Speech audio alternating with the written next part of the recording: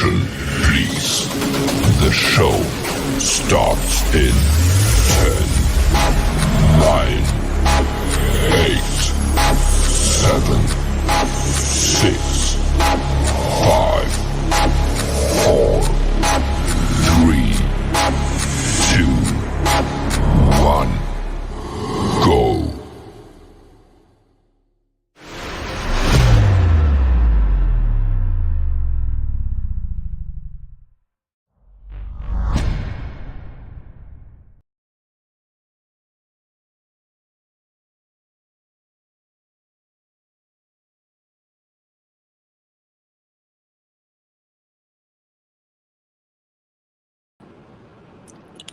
Welcome, everybody. This is D. Durrell with the Sectors TV, also broadcasting from D. Durrell, the Rebirth. Hope everybody is having a good afternoon.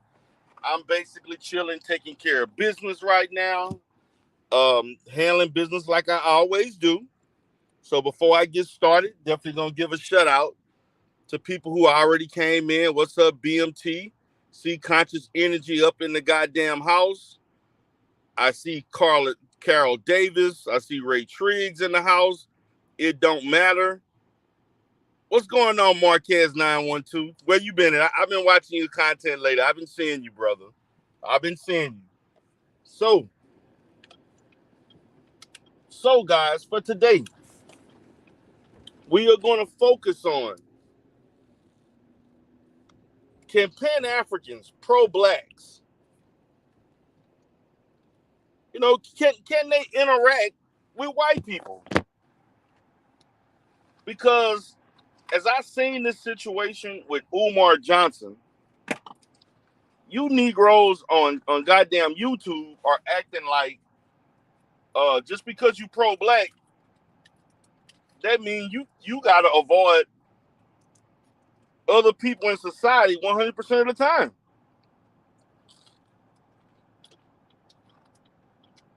I'm like, who created that rule? I want to know, how does being Pan-African exclude you from interacting with the majority culture?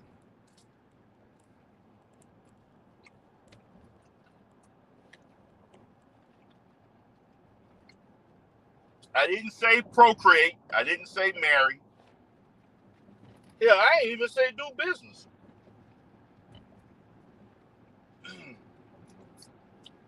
So is it in 2022 being pro-black or Pan-African prohibits you from speaking to white folks that control nearly every goddamn thing in society?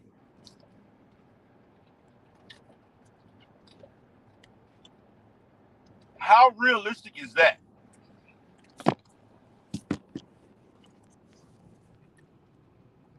And I know it's a lot of you all got something to say. A lot of you all that may be in the chat that don't like Umar. And I get that. But goddamn, one can't even shop in the mall knowing there's people of all races that may recognize you and know you from social media. You can't even stop and have a conversation. Just being civil. First, you got on Umar about what he ate at the restaurants. You got mad at him for getting a white lawyer, real estate lawyer.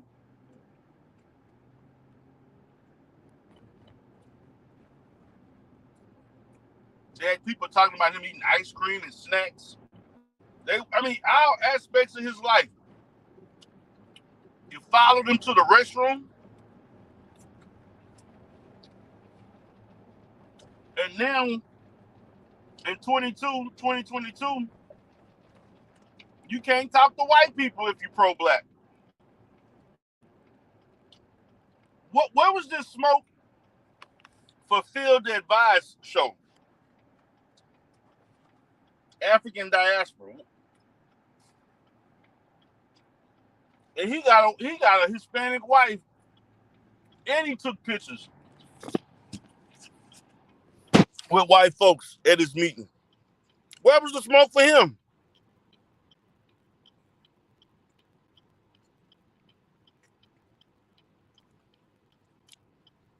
Please explain that to me.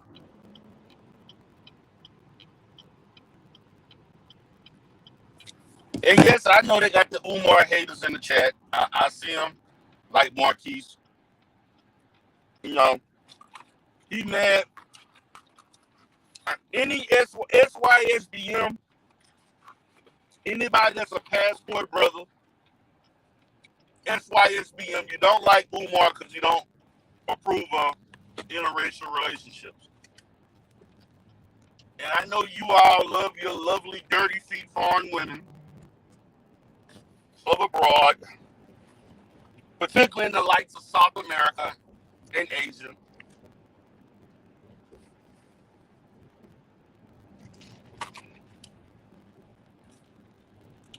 You don't like somebody telling you shouldn't be dating those kind of women.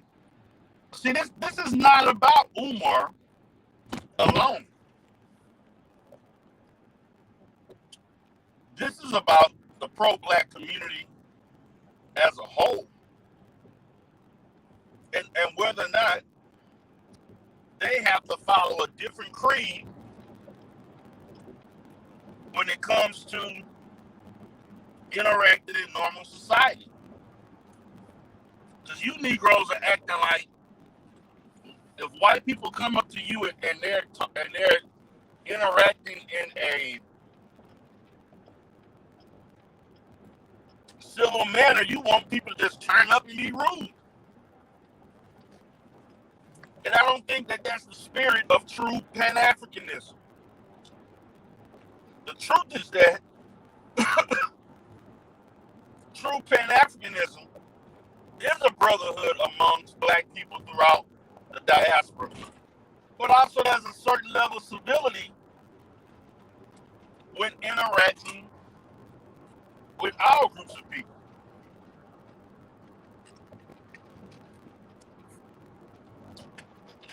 You represent Pan-Africanism whether or not you're around black people or any group of people. It doesn't change your ideology. But I'm like, damn, Umar just chilling, chopping it up, and Negroes losing their mind on social media.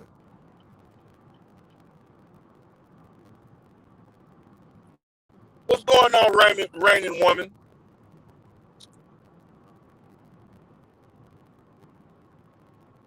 Red Pill Finance, what's up, brother? Yeah, they did.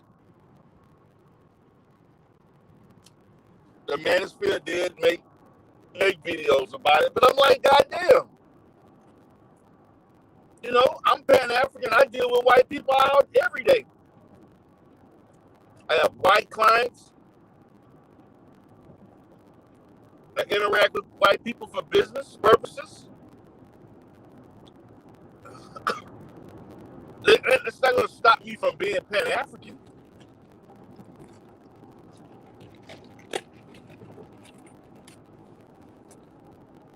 But you Negroes act like he committed a cardinal sin. How dare you, Umar? How dare you chop it up and laughing and leaning down and giggly and all that with this white girl? I'm like, damn, y'all niggas are something else.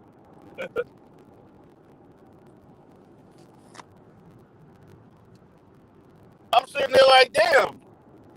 What's up, LV? What's up, brother? Like Umar can't go into the mall where you got all types of people in which he will be recognized. And let's be honest, there are white people and people of other races that watch black YouTube, pro-black sector, Pan-Africanism, even the Umar Johnson sector, is not primarily black. I mean, it's primarily black, but what I mean is that there is a level of other groups that watch. When Umar goes on Instagram, there are women of all races. He is interviewed and talking of all races. And ask him about the interracial. This whole thing about the interracial. I understand that you have the freedom in this country to date whoever you want, marry, and so on. So when a black person can't dare tell society that we don't want to mix and mingle with you, how dare a black man say that? It's almost counterculture.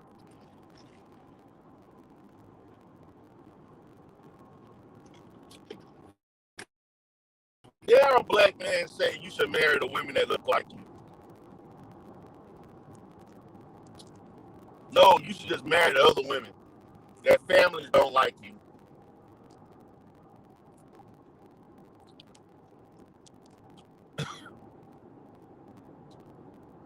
In that interaction that Umar had, nobody really heard what they were talking about.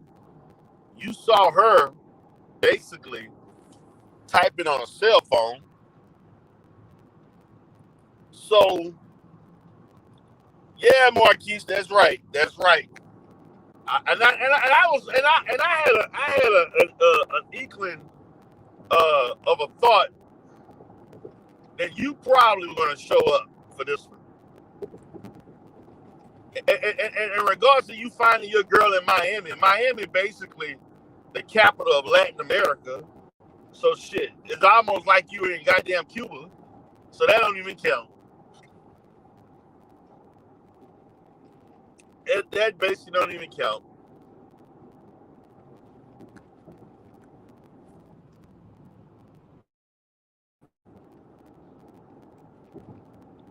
It don't even count. Nah, it don't count.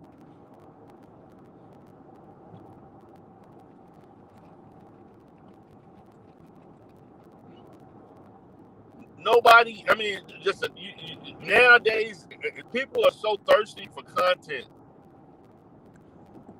that damn, if you're a social media figure, they treating you like you're a goddamn A-list celebrity, where they following your every move, who you talk to, who you laughing with.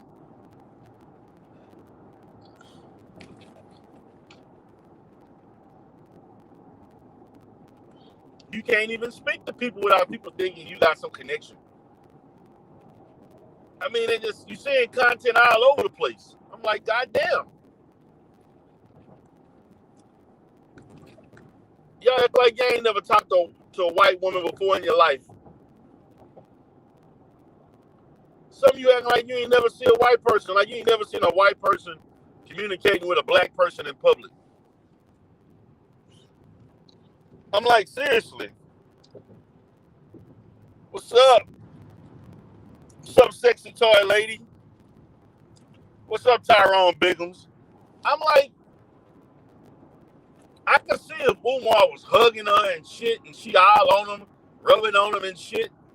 Her hair waving all on him and on his, chest and back and arms and shit. I could see if, they was hugging it with a warm, long ass squeeze and embrace or some shit like that. She grabbing all on him and rubbing, then that'll be something else. And then obviously, in a situation like that, you engage.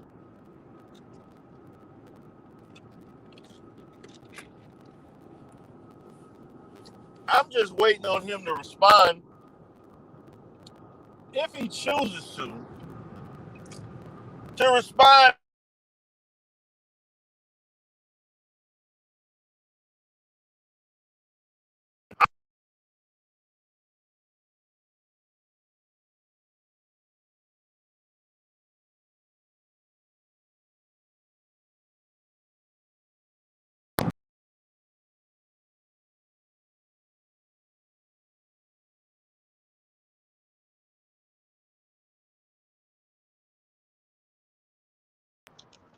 So I'm just waiting on that. I'm just waiting, for him to respond, possibly on Instagram, because that's usually where he like to respond to shit. Because he not going on YouTube, and basically, King Kong Consciousness gonna post it.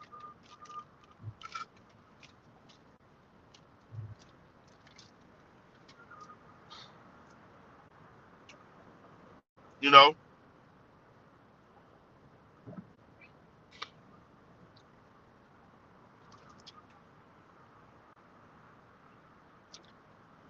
I'm just waiting on it, and I'm gonna be curious how he gonna respond to it. If he chooses to, he may not even respond at all.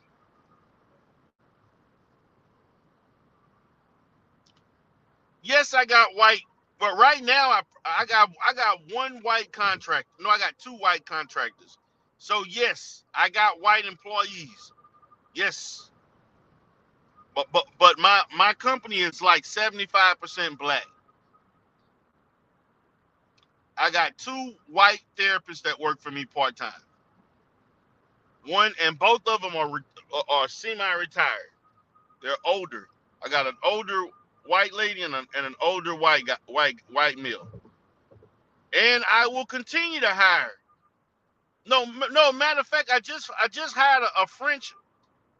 I just recently hired a white social worker a month ago. So I take it back. I got three white people that work for me. Three out of 10, and she's French. And so what? Yes, I got white employees. Ah! These niggas said I ain't pro black. Y'all niggas crazy. So just because I hired a white person, that don't mean I'm not pro black. But 70, 75, 70, 80% of my company is black. But because I decided to hire some white people, I ain't pro black. Y'all niggas are something else. Y'all niggas are crazy. Y'all niggas are crazy. All right, Red Pill Finance. Sure. If you feel that way, you more than happy to feel that way, man. Marquise, quit lying. You ain't got no goddamn employees. Quit lying. Now, what I can say is this: it's recurrent.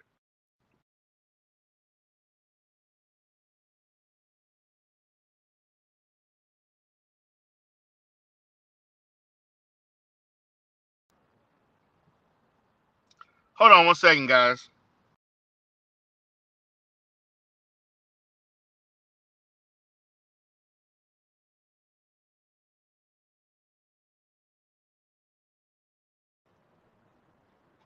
There was a time where all my employees were 100% black.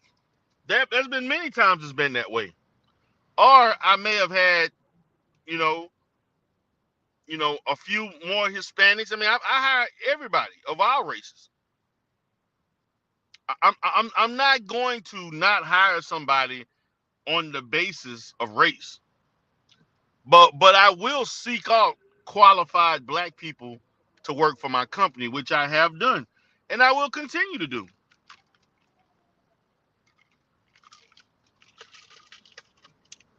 Jamaican and Haitian, nigga, are they even legal, nigga? Or do you got legal? Do you have legal employees, Marquise? We don't even know if they legal. Stop.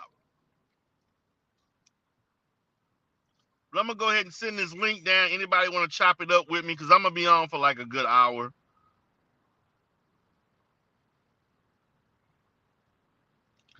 Nova Real Show say, D Darrell, are you going to do a video about people going after Tiff P job? Are you fucking serious? Who did that? Who the fuck trying to get Tiffany fired? Man, you about to light a fire up my ass. When they tried to do that shit? Oh hell no. Now that's definitely gonna have to be a fucking video. I'm gonna do a long, probably 15, 20-minute clip on that shit. That's some fucking bullshit.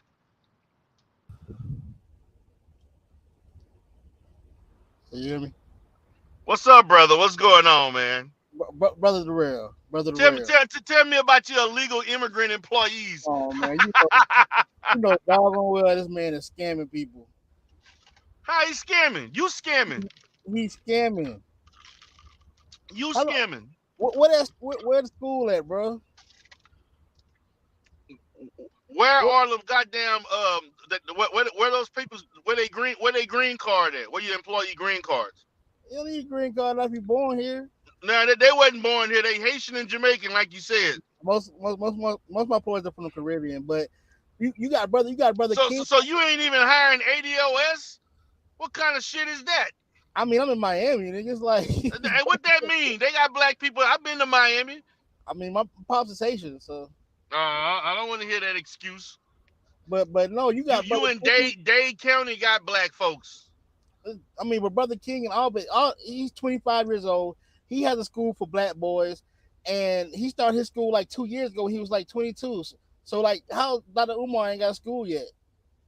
Do we got to continue to go through this? Yes, we do. Like, why does Dr. Umar? So do I need to explain for the 100th time the difference between your friend's school and Umar's school? I mean, this ain't my. Do you need me to do that? Mr. King has been on like national radio shows and stuff. Like people know this guy. Again, do you need me to explain the difference? Yeah, somebody explain to me. Explain to me. The difference. The difference, and I'm gonna say this. The difference is that Umar is looking for the black community to 100% fund the school, not government grants, not government funding and state funding by the federal or state government. That's the difference. Now, every time I see that, he's on vacation. That's all I'm saying. He on vacation. Every time I see Dr. What Umar, you mean he on vacation? He ain't on vacation. I mean, wait a minute. Come on, Marquis. What about you on vacation? I can question whether or not you work. I see you in Colombia. I see you in Colombia 1 week. Then you in Brazil. You go all over the world. So do you work and run a business? No, I don't make money at all, bro. I just live off free air. Oh, okay. You live off of free air, so he can't live off of free air. Of course I have a business, man. That's how I have money. You don't have to be there to actually make money. Well, it is. But one can say when you ever operate your business. I've seen you do videos in Colombia. I mean, I can broker deals over the phone like I'm doing now. Like yeah, but people can question, do you got a legitimate business? Because we see you a passport SYSBM. Not hard to run, bro. All I have is No. Don't get me so it ain't hard for him either. Our trucking company is very easy to run, bro. Okay, so it's easy for him to run. I mean, how many people don't even got high school diplomas, man? Like what? The trucking company is very easy to run. Okay. So he's doing his thing. So why he can't do his thing just like you doing yours? He's scamming though. He ain't built nothing. How is he scamming? Nigga, stop acting like he ain't do no scamming. Where did I know? How was he scamming? Give me the receipts. Nigga, stop this, bro. Nigga, you already know, bro. Give me the receipts. I don't want to hear speculation. Nigga, we ain't gotta hear no goddamn receipts, nigga. I've been arguing with you, nigga, since 2020, nigga. Nigga, but no fruit. But this tree haven't bear no fruit, bro. Until this shit fucking tree bears some fruit. I don't give a fuck if that shit rotten. Not all trees bear fruit the same time. No, this tree is supposed to bear some fruit. This tree is supposed to bear some fruit. Anyway, nigga, you're not even Pan-African, nigga. Like, nigga, stop the cap, nigga. Lion ass, captain ass, all this shit. Some trees bear quicker than others. Dude, man, fuck all that tree shit. I'm trying to talk about you. You a fake Pan-African, bro. Wait a minute. You a fraud. How am I a fake Pan-African? Nigga, I see through you, nigga. You ain't how you don't got 100% black employees, bro. Make that make sense, bro? You don't have to have 100% black employees to be Pan-African. I think Malcolm X would say something different, where you though. get that from? Malcolm X would say something different, though. But that's Malcolm X. I'm not Malcolm X. See, I know, because you're not of the extreme. You know what I'm saying? You're not that guy, bro. So I understand that. I understand you're not that guy. So therefore, I expect this pathetic excuse for not having a full arsenal of black people in your establishment. Let me ask you this: Red Pill, have you seen my employees? Do you know the fabric of my business? No, you don't. I don't even want to because they're not paying that. I don't want no conversation. How are you gonna speak on something you ain't never seen?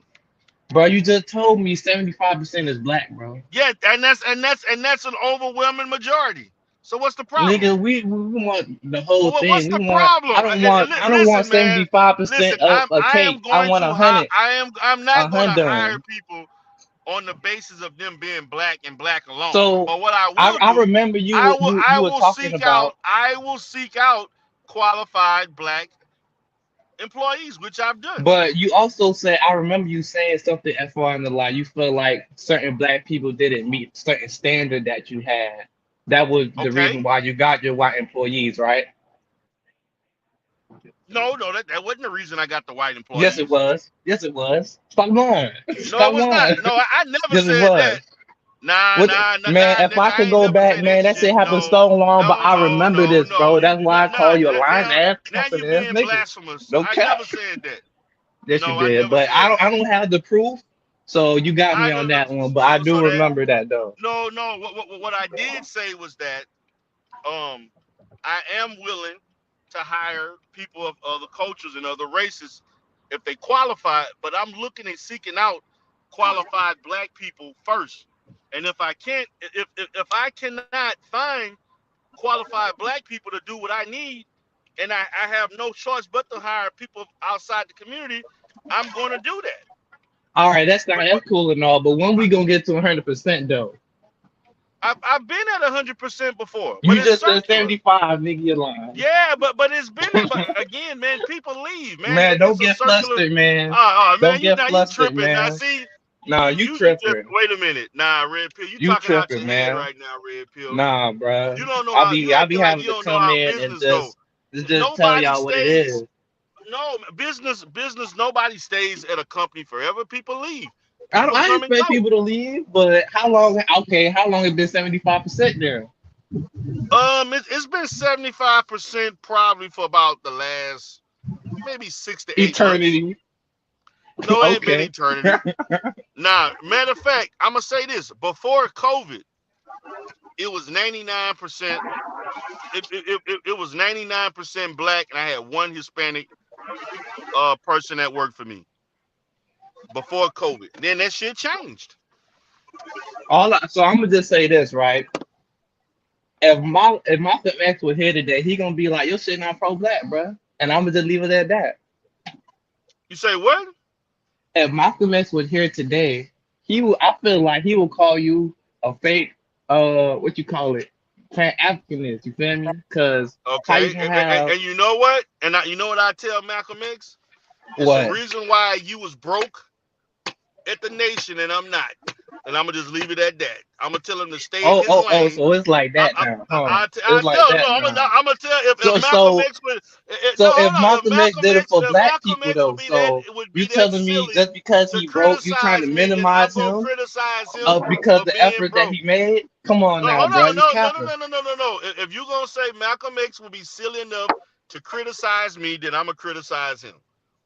So it goes. Nah, he was just being real because. No, it's not like I'm lying. He was being broke. And that's what he get for trying to help black people. You see that? Y'all see that, right? Y'all see the hypocrisy, right? This nigga around there, capping that pro-black. If you read the books, the Nation of Islam controlled his finances. The Nation of Islam was responsible for not paying him appropriately. That was the problem. Hey, D. Darrell. Yeah, what's up? I gotta just speculate that you're looking for Umar content because we all know this is about. I'm really not. You speculated falsely. I'm only doing content on this because people were speaking about this over the weekend, and it propelled me to talk about it today. I actually had a live stream yesterday because he don't want to address all the other I had a live stream Wait. yesterday, which I put it in the title, and I ain't even get a chance to do it because I was doing sector content. But go ahead, Zone. Go ahead. Yeah, but we all know that people are only doing this because it's Umar, not because it's a pro-black person with shaking hands with a white lady or whatever he was doing. No. They've done this to other pro-blacks. He's not the only one they did this to.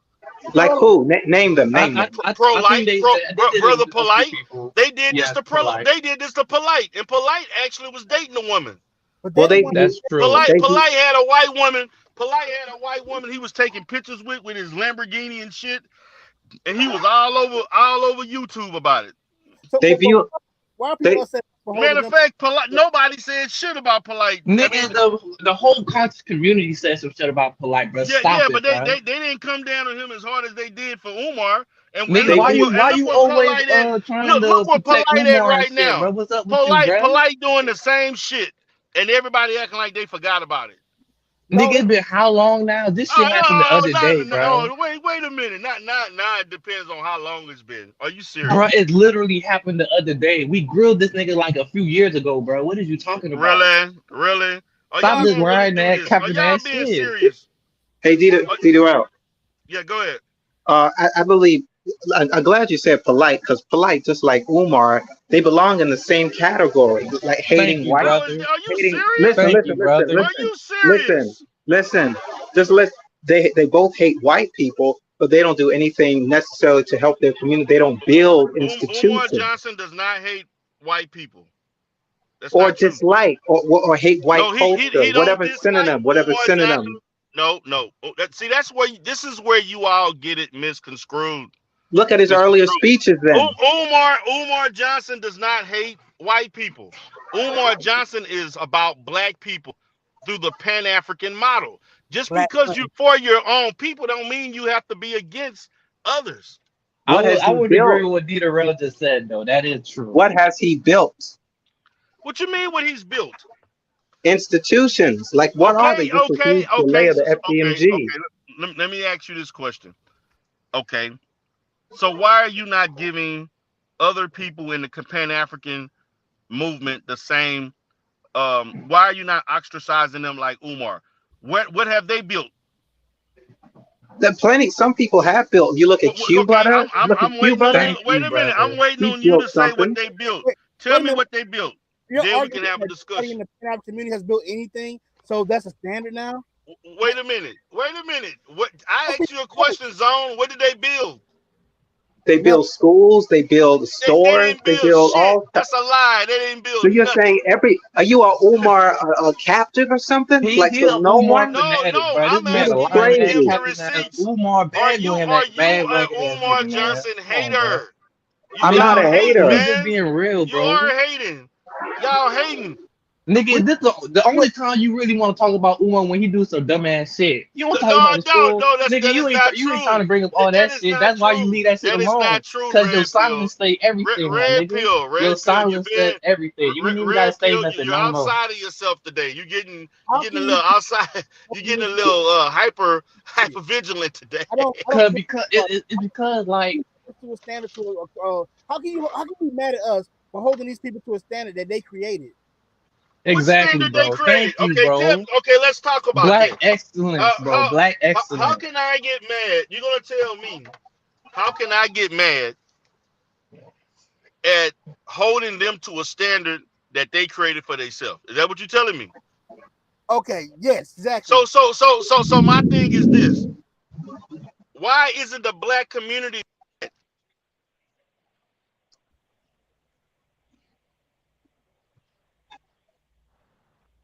Come on now. Yeah, I think he fell off. He fell off. Yeah, bro, he a lying capping ass nigga, bro. Like, bro, I'm gonna hold this nigga to the fire like any other leader that was in the past would be here today, bro. Like, nigga, he haven't produced anything, bro. Just keeping it a buck, bro. And nigga, you know you're not a Pan-African. Heard about the Umar, bro. That was damn near 16 years ago, man. Man, what? Let them know, bro. He ain't built no school, no nothing. Every time I see Dr. Umar, he on the Can y'all hear me? or something. Yeah, this the only time Darrell come back when it's some bullshit No, pertaining that's not something true. pertaining That is not not without the true. school. No. It's That cool is not though, true. my nigga. Yeah. No, it's not. Remember, All right. No. remember when he tried? Talking shit. Remember when he No. tried to beef with Yvette Carnell over Umar? No. Like he just did it because she was hot The and problem popular. is you all don't like to hear the truth. What you want is an Nah, I echo think it's chamber you, bro. of people saying the stuff that everybody else is saying, and when you hear an intelligent, different response or different talking points, y'all get all mad, get all your panties in a bunch. You get all He going to emotional. school people for so long, bro. Y'all get all emotional, and I'm like, So, come on, man. so, Like, so you play beef with Malcolm X and attack the rest of the black community, and you say we're emotional? That's Thank crazy. you, brother. Thank you, brother. This man lying and capping. say what? I said you play beef with Malcolm X and then question the whole black community, but we're emotional. Wait a minute. That was a hypothetical by Red Pill, not by me. He the one gave that, not I. Yeah, but why would you even reply to that? It's crazy. Well, he asked the question, so I had to answer. What I'm supposed to do? Not answer? Nah, Yeah, he but was you don't. supposed to answer that question though. I ain't gonna lie. So He got, I just leave the question unanswered. now I You would could have have had got it. hot. I'm gonna be You real. could Okay, have so had. wait a minute. You expect me to just ignore a question? No. You could have. No, you could have answered it without going against Malcolm X. You don't do What that. you Just mean? Wait like a minute. True. But That's on the you though, basis of the D-Darrell. question was Malcolm X going against me. So how is it that Malcolm can go It against me, wasn't but I that he can't was go going against Malcolm? against you. it's Wait a minute. blasphemy. That ain't It's even blas. It's logical. bla. It's blasphemy to go against a black god, bro. Just like Umar shouldn't have done against Frederick Douglass. What about Frederick Douglass? I said Umar judged him just because he married a white wife. And You doing the same with what's wrong Malcolm with that? X? Even just hypothetical. Okay. What about? I mean, what's the difference? If Malcolm criticized me, I have a right to criticize Malcolm. Malcolm ain't God. I mean, he's done more than you, just like Frederick Douglass has done more than Umar, obviously. Oh shit. Oh shit. Is this What? true, Say D-Darrell? what? Is this true, D-Darrell? What? Hey, That repeat Malcolm that X has one done more more than time. P. Durrell. Has Malcolm X did more than D. Durrell? Yeah, not that's not a question. That's a statement, Okay, obviously. so I mean, And I'm then he not tried to debating that. attack him because he ended up broke.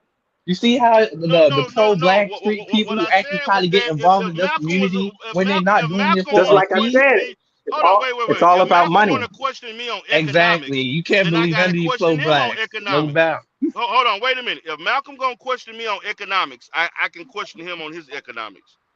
Do And you the even bottom have a line is, background in economics? okay, I don't have a background in economics either. No, I'm saying So I'm sure you don't though.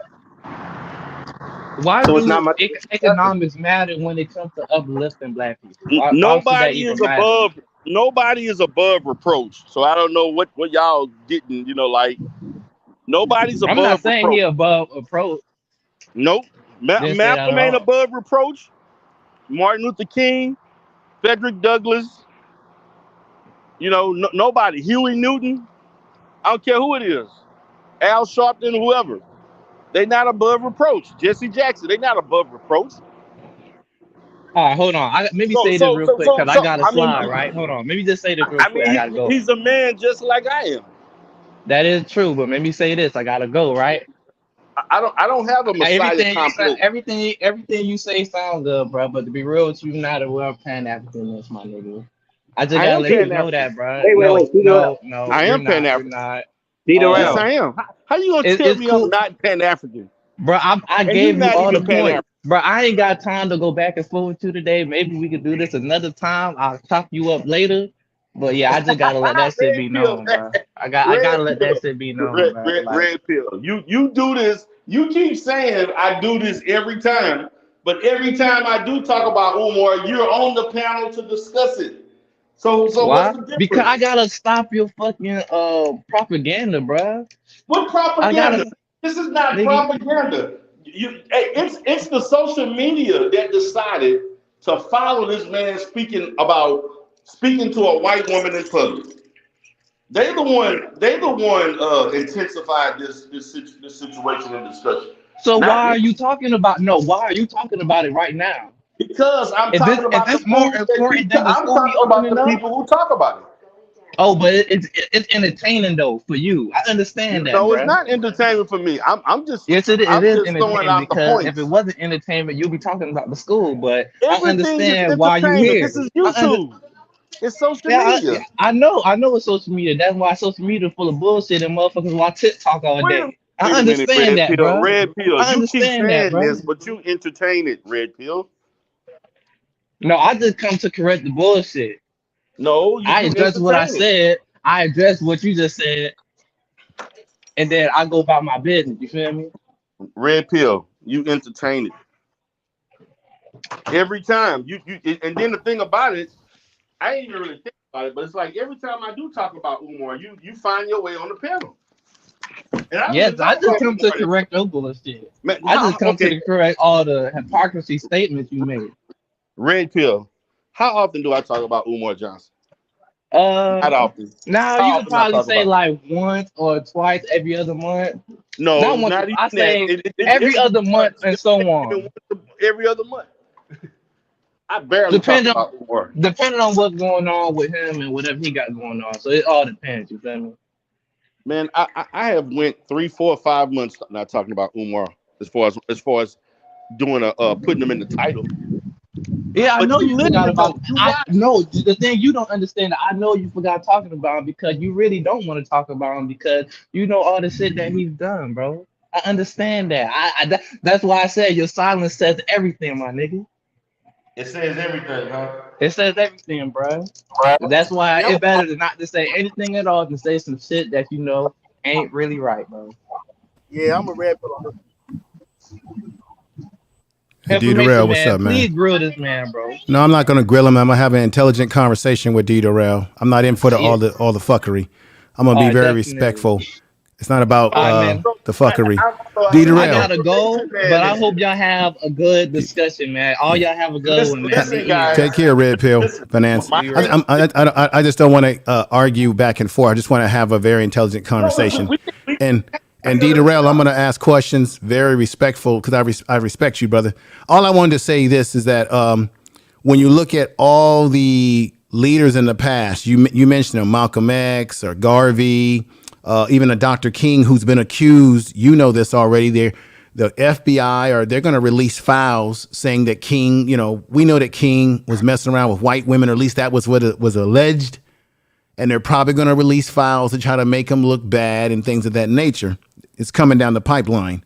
So my question to you is, if you are a black leader, man or woman, and you paint a picture of yourself as pro-black or pan-African, and you tell people, it's sort of like parents do sometimes, do as I say, but not what I do. So if you paint yourself as this person that's telling your followers, we don't want black women with blonde hair, pressed hair. We want natural hair. I only want natural people in my school, or natural, I want Pan-African people. And we're going to have a school that's not run or funded or manipulated by white people. We're going to be about white people. Or if you say things about only spend your money with black people, not white people and black dollars.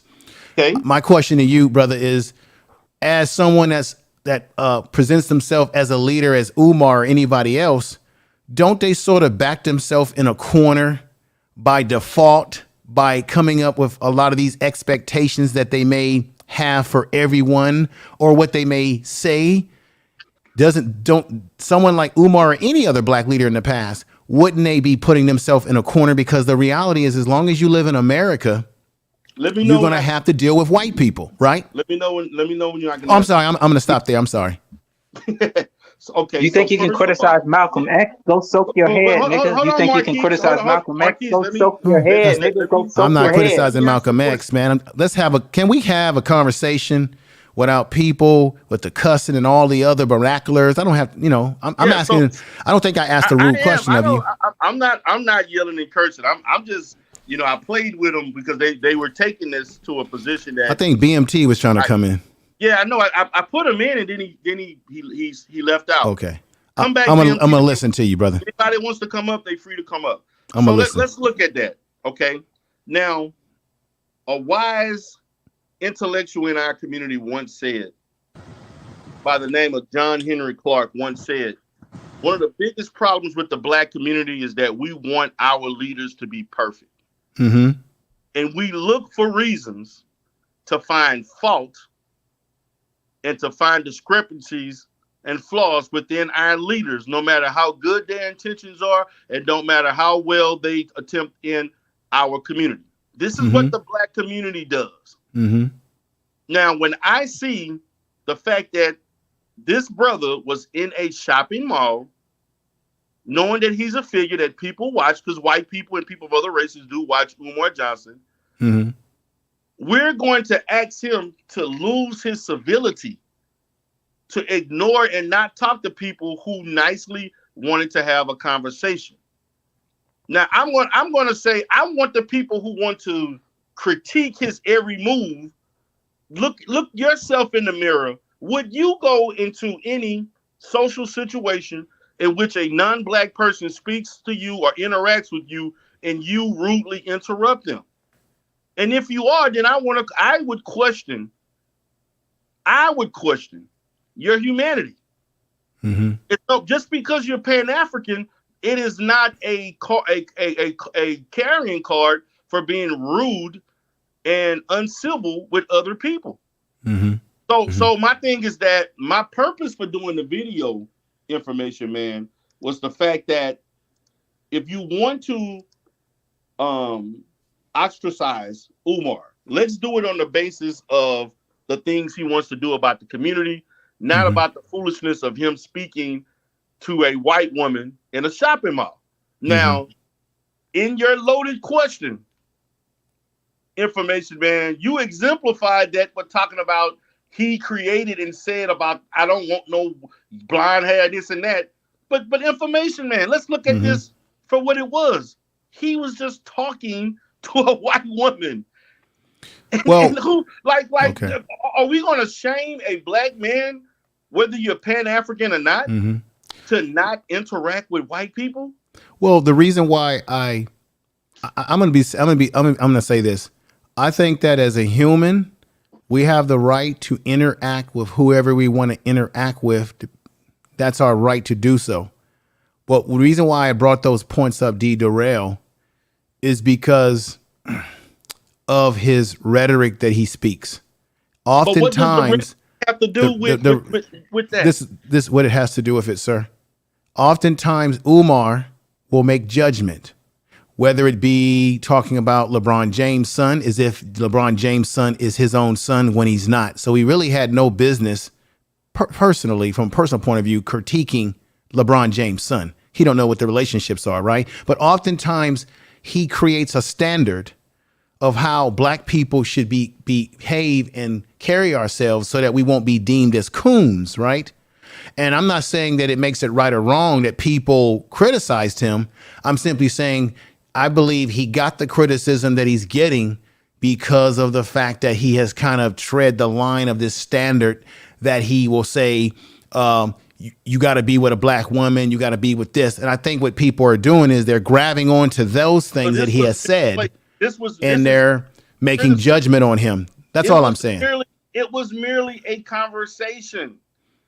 Right. We're now. No, I'm not arguing that it wasn't, because we're now finding out that there's the video where the young lady was interviewed and she said that, hey, my family has a crystal shop or whatever shop in the kiosk there. And he came over to buy something.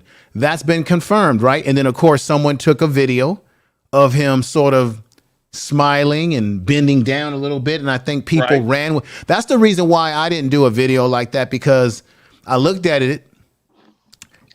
This was what my first thoughts were when I first saw this video.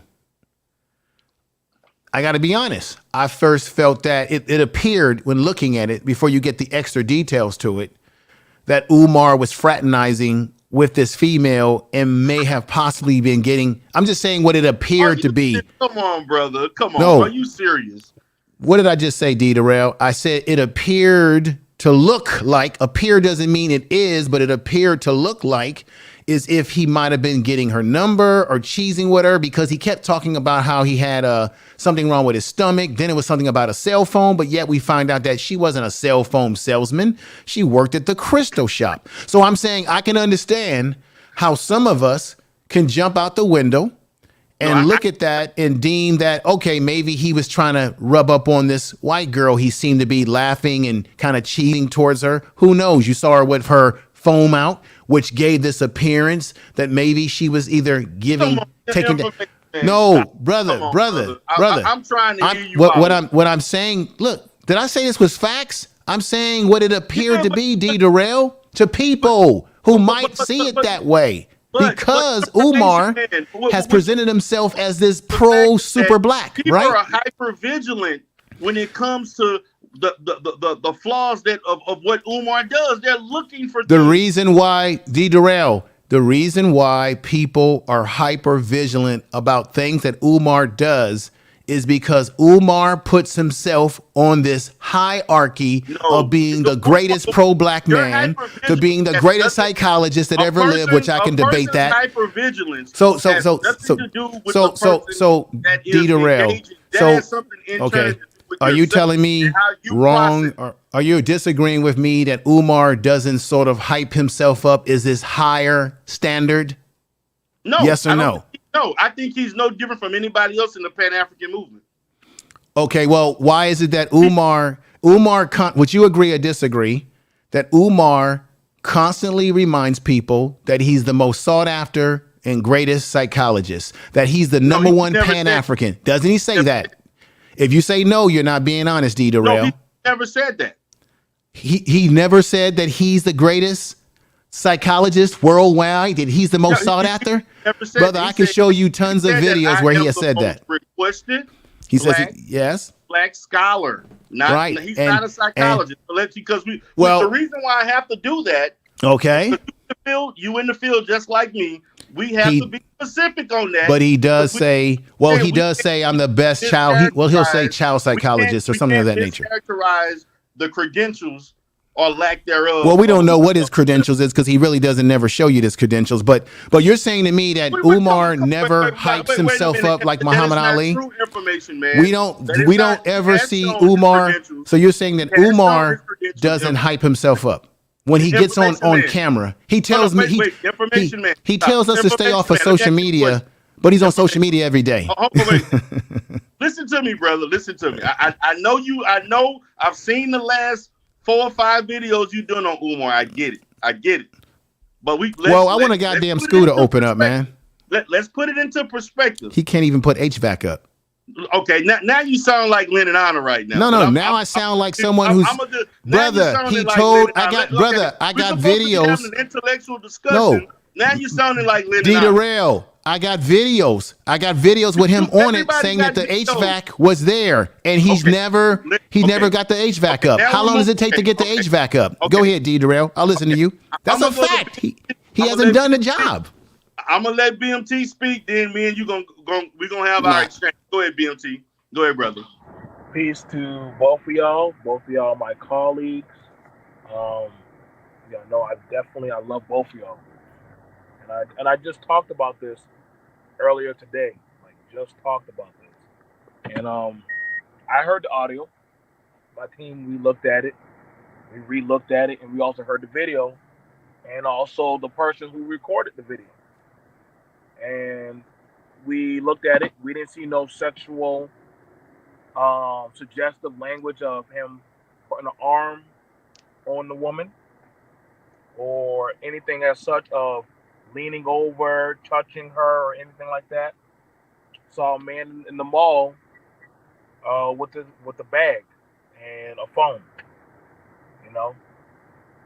I think this is why I brought up the question about, hey, has the pro-mating and pro-black and talking points, have they started to dilute and actually start to affect that productivity for black people? Mm-hmm. Because at this point now, I'm asking, where's this leading to? Where if we're telling black people, you got to do this, you got to make this type of way, or if you don't do like this, then you're putting yourself. How's that leading us down? What type of road is that leading us? And I ask that because, again, if you're telling black people only deal with black people, then, and I don't want, and understand, you can be pro your race, and you don't have to be disgruntled to other races. You don't have to be that. You know what I'm saying? I can understand we have a black venue or shop, and somebody would have come there to eat at our restaurant or something like that. No, get out because you're white. How does that help your people? You literally just stopped your dollars from coming in. You know what I'm saying? I think this is where we're having these issues of at what extent do we want to see the betterment. Now, I'm never going to tell and I think that's where it's hitting at, because when we start to do the judgmental card, it's going to start getting really bad and murky, because then we're going to have to start picking apart our people. So if a person is mixed, can they still be pro Pan-African? If a person is married, is non-black, but they support our movement, can they still be for us? And I ask these questions with all respect. You understand what I'm saying? Because right. But BMT, that's what I'm saying. Where it's going. BMT, you just made my point. What I'm trying to say is, look, Umar can talk. When I first saw the video, what I was trying to get D. Darrell to understand, when I first saw the video, I did jump out the window and say, hey, maybe he's getting with this white girl, because it kind of, that's why I keep using the word appeared. Appear doesn't mean what? It doesn't mean fact. It appears to look like something that you may think it is, but it doesn't make it fact, right? That's why I kept saying that. So when I saw the video for the first time, I jumped out the window and thought, well, maybe he got caught actually cheesing with a white woman, that he was trying to get her number. Who knows? And then after I later on, see, I'm being very fair here. When I later on saw the video of the female who explained the exchange, then it all made sense. Okay, it was actually an exchange because she was working at a kiosk with her family selling crystals. But before, Umar had put a statement out, because I read his statement on Facebook, by the way. His statement that was made on his damn channel, on his damn post. Information, man. D. Darrell, brother, I can show you the post, man. I got the post. It was on his, when he started, he made a statement. Come on, D. Darrell. Come on, just let me say what I'm saying, brother. Why are you so feeling so defended? I'm trying to be rational. Let me just make my point. Let me make my point, D. Darrell. D. Darrell, can I just make my point? Why do you have to brother? You won't let me make my point. I'm not even trying to back. You gotta calm down. You gotta let me get in and say some things, brother. But you cut me off, brother. You won't let me finish my point. Okay. Brother, I'm being respectful. Can I finish my point? I have a method to my madness. But you just dropped me off, brother. But you cut me off, D. Darrell, because I was trying to talk to BMT. Because he made a point. Golly, D. Darrell.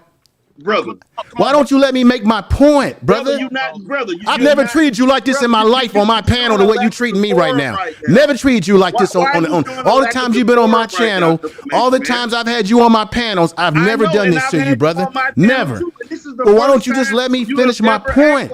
I'm not trying to put you down, D. Darrell. I was trying to make a point, and you won't let me finish my point. And I have a question. Can I not Go ahead. ask you a question? Go ahead. It's your channel. I have just a small question. Okay? Just go ahead. I've never seen you this emotional. I'm not emotional. I'm not emotional. Actually, I was trying to talk to BMT. I was not emotional. I'm actually explaining why I thought what I saw, but you won't let me finish. I'm not emotional. So much more vigor. I'm not emotional. You won't let me finish. You won't let me finish what I was trying to say to BMT. You won't let me finish what I was saying to BMT. I was trying to explain why I thought I saw what I saw, but you won't let me finish. I'm gonna ask you one question. I'm gonna give you the floor. My question is to this: do you find it somewhat odd that your initial response to that situation is just merely representative of what you think about Umar with a lack of evidence of? the fact that when you saw, you initially thought the negative. You initially thought something was the opposite of what he claimed. You initially thought of things in a bad manner. It was not in a positive, nor was it neutral. So my thing is this, not only to you, but to all the others, for seeing an innocent situation and not initially thinking of it in a mature manner. That's all I'm saying. You don't find it odd that you did that information? Nah, I don't think it's odd. I'll tell you the reason why. I have not done any video about it because I said, let me sit back and examine what's happening. I didn't do any video about, you don't see any video on my channel about this particular subject matter. What I was saying and explaining is that the reason, and this is T. Darrell, we're going full circle here. This gets back to what I said in the beginning. The reason why I had that visceral effect to it in the beginning, as some other people may have as well, is because of the fact, and this is what you wanted to get away from, but this is just the facts. Umar Johnson has painted himself, as BMT just reinforced what I said. He has painted himself as this pro-black individual who can get online and tell other black people how we should behave and conduct ourselves and how we should only be for black women and black men and blackity black. And when you paint yourself as that standard bearer, and then what happens is, quite naturally, people are going to look to see if you uphold that standard bearer. And if there's something that they see that appears as if you may not be upholding that, then it'll lead people to jump to conclusions that may not be based in facts, which is why I was trying to say to BMT that I looked at that video. In the beginning, I thought, okay, this is Umar Johnson not living up to what he's telling black people that we should do. But then when I later on got the other video footage and realized that the young lady was working at the kiosk and he was purchasing something from her, then I said, okay, she's speaking now. Okay, there was nothing really of it. That's what it was. He purchased something. But then I also mentioned to you, if you go on his Facebook page, he did put out a notation where he did say something about having some kind of stomach problems and something about an exchange at a Apple store. However, he wasn't doing an exchange with a woman from the Apple store. She was not from the Apple store. She was from the kiosk. So that all got settled out when she came out and said that. So after I got that information came in, because that's what you do. You get all the information before you make complete assumptions, or you change what you believe when you get more information that settles it out.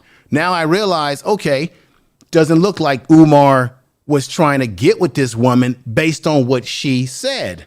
But I understand why people would jump out the window and assume that of Umar, because Umar, whether you want to agree with me or not, D. Darrell, Umar does oftentimes go around touting how he's the most black this and he's the most black that, and how you as a black man got to stop cooning and be with the black woman, that you got to marry a black woman. If you're not married to a black woman, it shows that you're not committed to black women. He has said this out of his mouth, not me. It's not anything that I put in his mouth, D. Darrell. He said this. This is why people hold him to a high standard. How is that relevant? It's relevant because black people, it's relevant because you just said earlier that black people tend to hide. Black people, you just said yourself, okay. From other groups and other races. D. Darrell, didn't you just say yourself that black people hold black people to a higher standard, especially when it's black leaders in Pacific? So what happens is that Umar, you're unrealistic with that. Umar will be. It's a flaw in our. It's an error in our. It may be an error. It may be an error. You may say that it's an error in our community, but the reality is, even before there was an Umar, and I said it earlier, black people had criticisms about all other leaders that we had. And if those leaders fell short in any area that they're telling you, then you're going to be criticized. So what I'm saying to you, it's just like celebrities. When you are a public figure, and Umar is sort of a public figure, then you are going to have arrows thrown at you and you are going to be scrutinized. Like he's going to be scrutinized a hell of a lot more than me and you, D. Darrell, simply because he has put himself, or he is in a position where he is saying that he's a leader. that he's building something that nobody else is building, right? Let me put this into perspective. I mean, isn't that true though? When you are in a leadership position, you're going to take arrows. Oh, hold on, wait, come on, information. You gotta let me. I'm not screaming at you, brother. I just asked you a question that you haven't answered. Hold on, let me. It's the people who don't like Umar Johnson. The people who support Umar Johnson are not the ones who are making this criticism. It's those who don't like Umar Johnson who are in my position looking for him to fail, want him to fail. They don't have an end game. If he does fail, well, what's next?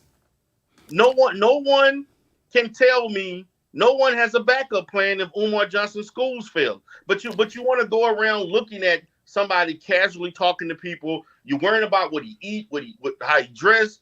All of these things are irrelevant. Now, if you wanted to come here and talk about the school and operations, finances, that's a legitimate criticism. This is not a legitimate criticism. Yeah. But D. Darrell, I didn't come up here. I didn't come up here to criticize Umar Johnson. I came up here to ask you questions. I didn't come up here to criticize Umar Johnson. I have not. Can you hear me? Yeah, but I'm saying, D. Darrell, before you paint a false picture of me, I did not come up on your panel to say, let me just beat on Umar. Okay. I came up here to explain why I didn't do a video about him, but I came up here to explain why I might have, in the beginning when I saw the video, thought that he was trying to get with the Becky, right? But now that I've gotten the full picture with the other video, it doesn't appear that that's what the case was. But I understand why there's people out there, whether you want to call them haters or not, D. Darrell. I understand why his haters are people who don't like Umar, who don't support Umar. I think the reason why people are criticizing Umar, to be quite honest with you, you brought up the school issue. I think the bottom line is this. Whether you agree with me or not, I think deep down inside, people do want him to open up a school. Matter of fact, I used to donate to Umar before I was even on social media, man. Right, and, I know. And the truth of the matter is, I would like Umar to open up that school. And I think the reason why he takes the bullets and the criticism at the end of the day is because the school hasn't opened up. The reason why I brought up HVAC, I wasn't trying to be mean-spirited, is because of the fact that Umar did say out of his own mouth, and I have the videos on this, that the HVAC was in Delaware. Don't worry, folks, the HVAC is here. And I think when people see that certain things are not happening and people are donating, it creates an atmosphere in which people will criticize Umar, dislike him, hate on him, whatever you want to call it. And then it makes it that much easier for them to assume that, okay, there he is with a white girl when he should be building a school. So I agree with you. I agree with you that black people, historically, we have been very heavy-handed when we deal with judging black people who we deemed as leaders. But you know why that happens, D. Darrell, and you know this? Because black people have a messiah complex. We are so focused that one person. So, for example, when you just said a minute ago, well, if the school doesn't happen, then what? Brother, there are other people in this country who are actually involved in schools or building schools or trying to put something together. And this is the shame about it. We don't hear about these people. We don't hear about these people. Now you being disingenuous. There are people that are trying to build schools. The model for this school is not a government-funded school. No, I'm not talking. D. Darrell. I'm not talking about a government-funded school. There are. Say this information, man. I'm not saying government, brother. Yeah, I didn't say government. There are brother. So you're telling me that there are people schools that are supported strictly by black dollars. What I'm saying to you is this. No. I need you to because that's what I'm saying to you is there may be. I said this. What I said. No. I said what I'm saying is that there may be. This is what I want to say. You won't let me say this. No, but go ahead. I'm saying that there could be. Look, brother. We have to be honest with ourselves and admit that there are black people doing things that we don't even know about because they don't get promotion and advertisement because white society is not going to tell you what black people are doing. That's correct shit. All I'm saying is we may not know that there's another black person out there that wants to build an independent school, and we don't know who they are because they're just not on social media and they're not as popular as Umar because they weren't in Hidden Colors or some movie like that. There's people out here that we don't know. Maybe they got a private school. Maybe the schools are government funded. I get what you're saying. Umar wants to build a school that has no influence by the government, that he can control the curriculum. I get all of that. Private school, whatever you want to call it, that's fantastic. There may be people that we don't know yet. Okay, I'm not saying that I know who all these people are by name, but I'm saying that there may be black people out there. Matter of fact, I'll do a Google search today. There could be black people out there that have made schools without government funding, but we just don't know who they are. There are some black private schools. Okay. At the end of the day, D. Durrell, in all due respect to you, at the end of the day, I would like to see Umar build the school and make it happen. If he was to build this school and it was to happen, I would be the first. And I said this on my own channel. I'll be the first one to denounce any videos I did on Umar that was a negative to Umar or anything if he gets that school up and running. I'll be the first one to say I was wrong. Umar's built the school now. Let's support it. I'll be one of the first people on YouTube to start saying, let's support the school. He's got it up and running. I think that's the only thing. That's Umar's Achilles heel, is that people who have supported him, because are waiting on a school. And I think what's happening is that some people are getting a little frustrated, and that is opening up the door for the criticism. Okay. And as you said earlier, brother, black people are very hard on each other. When Dr. King walked this earth, remember, D. Durrell, you remember this, there were a lot of churches and preachers who did not accept Dr. King. They sure did. Right? What's that extra sound coming in? Hey, Binary, is that you? I want to suck Umar's cock. I want to suck Umar's cock. I want to suck Umar's cock. Okay. Wait a minute. I don't know who that is. Yeah, that's binary code. So all I'm trying to say, D. Durrell, is that I think if he opens the school, he can shut his critics up even bigger. But I think as long as it drags on, I think people are open the door to the criticism. There are some holes in your argument. What? That people are frustrated over the school not being open yet? How's that a hole? There are holes in the argument. And what you and others refuse to point out is the fact that the black community have a propensity to not support projects that specifically support us. Brother, I have said that 1,000 times on my show, brother. How dare you say that to me, brother? I have said that. I've talked about that on my show ad nauseum. We don't support its own project. I agree. And so my thing is that I'm not denying that. As a community, we should be looking at ourselves in the mirror on why we're not supporting people who are trying to do things totally black owned and operated. Right. We would not be in this position of lack of donations if the black community would spend money to support it, and that they refuse to put their money elsewhere. D. Durrell, wait a minute though. The black community has get. Wait a minute, D. Durrell. He did get money from the black community. D. Durrell, he did get money. Has to take responsibility for that. All right, but D. Durrell, no, I'm not. I'm talking to you about it right now. What are you talking about? Didn't the black community give him money? I think no. What happens in the black community is that black people give you money, and if it's dragging along for a long time, black people stop giving money. Are you saying that black people didn't give any money? Where did he get the $750,000 at, D. Durrell? He said it out of his mouth on money information, man. But he still got $750,000 from black people. Did he or did he not get 700? D. Durrell, did he or did he not get 750,000 from black people? Man, that is not no money for a school. Did he or did he not get some money from black people? Okay, so my point being is that what happens is this. This is what's happening. If Umar Johnson gets money, no, I'm not. I'm fine, brother. I'm very fine. I'm doing very fine over here. What I'm saying to you, D. Durrell, this is gonna make my last point here. I'm gonna make my last point here. I'll make my last point. He's still getting donations. Umar Johnson is still getting donations from people. I'm simply bringing up this. Listen, D-Darrell, I'm bringing up 750,000 because that was the largest. Would you let me just finish what my point is, D-Darrell? See what you want to do, D-Darrell, is let me finish my point. You didn't let me finish my point, D-Darrell. Yeah, but you didn't let me finish because you keep cutting me off. You keep cutting me off. You was interrupting You me. keep cutting me off. I was simply saying is that what I'm saying is that he reported. Wait. You gotta let me speak, man. Like you was interrupting me when I was talking, brother. You gotta let me get.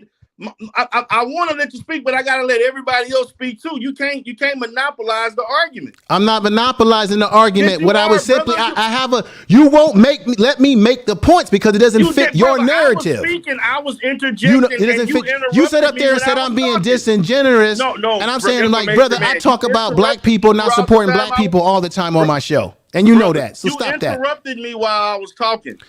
Well. I was not only going to talk about the 750,000. He still does get donations, D-Darrell. Listen. You was interrupting me when I was talking. Didn't you not? No, you cut me off, man. No, because you want me to fit into your narrative, and I'm not going to fit into your narrative. Information, man. I did cut you off. I did several times. But also, when I was speaking, you was interrupting me. When I said things you didn't like, you kept going. You did that. I mean, I can admit to my faults. You can't do the same. Let me let Conundrum go, and then I'm going to go. So I'm going to let you get your thought. Okay, go ahead, Conundrum. Well, actually, I want you guys to hear you to get your points across to each one before I get it. I don't like coming in like this. No, go ahead. I want to give you a chance. Go ahead. So, what I've found, at one point, man, I was very upset with the people who spoke against Umar Johnson and his efforts. But what I found is that what he is facing with the people that support him and don't support him is not isolated. This stuff is happening with black interests around the country. Specifically speaking, Smothers Academy had almost the exact same concept as Umar Johnson. The difference is it was a charter school. But it was for all boys only. There were so many people that spoke against it, it eventually closed. Piney Woods Academy is also fighting their own fight. A school that originally is supposed to host 400 children only has 60 children. It is something that we're just going to continue facing, and it's not isolated with Umar Johnson. I thought it was just Umar Johnson, and it's not.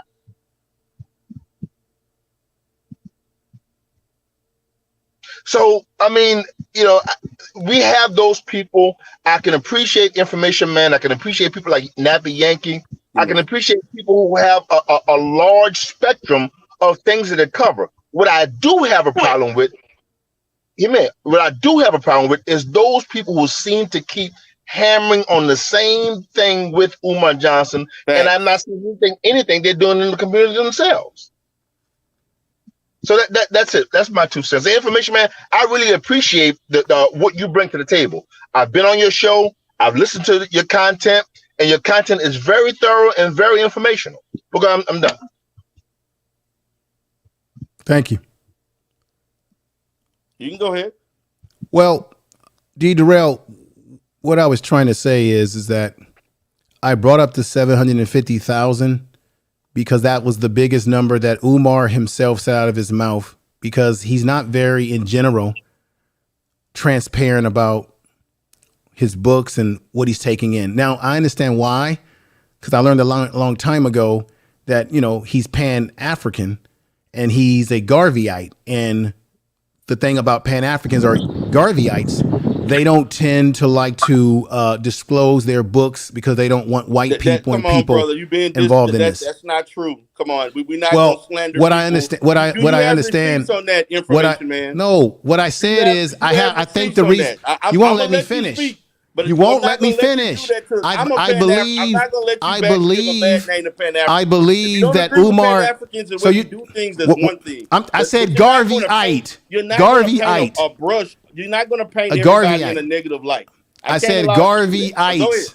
A Garveyite. If you know about Garveyites, Garvey even himself when he was alive, he didn't like display that kind of business. So what I'm saying is I kind of understand why Umar doesn't show certain things. I'm not trying to put him down because he doesn't want, what did I just say, D. Darrell? He doesn't want white folks and other folks like that who are not donating to his cause, that are not involved in his cause, to be knowing his business. So what I'm basically saying to you when it comes to being a Garvey Knight, you do not display your business to people that are not a part of your movement. That's what I was getting ready to say, D. Darrell, before you start to make a judgment on me. I understand why Umar, from that point of view, doesn't put everybody in his books, because if you're not a part of his movement, a part of his inner circle, what have you, he's not going to tell you that business. I understand that. That's what I was trying to say.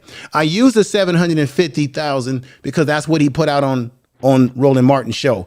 However, I'm not stupid. We do know that black people, and I've talked about it on my show, we don't do the best job in supporting what black people are doing when it's positive for the black community, in particular when it comes to black males, because I don't think in general that people care about the plight of black males as much as they may care about the plight of black females. So that also plays into the psychology of why sometimes when you are a black person trying to get a black school for black boys, you don't have help. You know why I know this, D. Darrell? Because me and BMT, and he can attest to this, did a show together about one of the last black male schools in South Carolina where he lives at that was struggling. It was about to shut down. And we did a video, D. Darrell, and nobody supported it.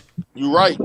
So, D. Darrell, please, brother, show me some respect here when it comes to who's down for the people, who's criticizing who, brother.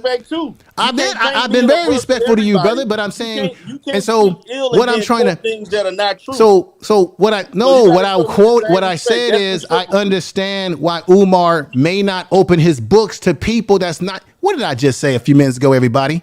Umar doesn't open up his books and tell people all that financial business if you're not a part of that movement. That's what all movements do any damn way. The Black Panthers, whoever. You don't disclose your business to people who ain't a part of your damn movement. That's really what I was about to say, D. Darrell. So I didn't say nothing misinformation. You didn't let me finish, brother, because when I make statements, you don't let me finish the statement to come to a conclusion. You are a bit, you are a bit expansive in your rhetoric. So the reason why I think people have the criticism is because, black people don't support black people in droves. We got that. Totally, right? But Umar Johnson, I don't know. I'm not going to pretend to know how much he's getting, but we do know there's still people out there that donate to him that are still giving him money for whatever they want to give him money for, the school, his books, whatever he's trying to promote to them, right?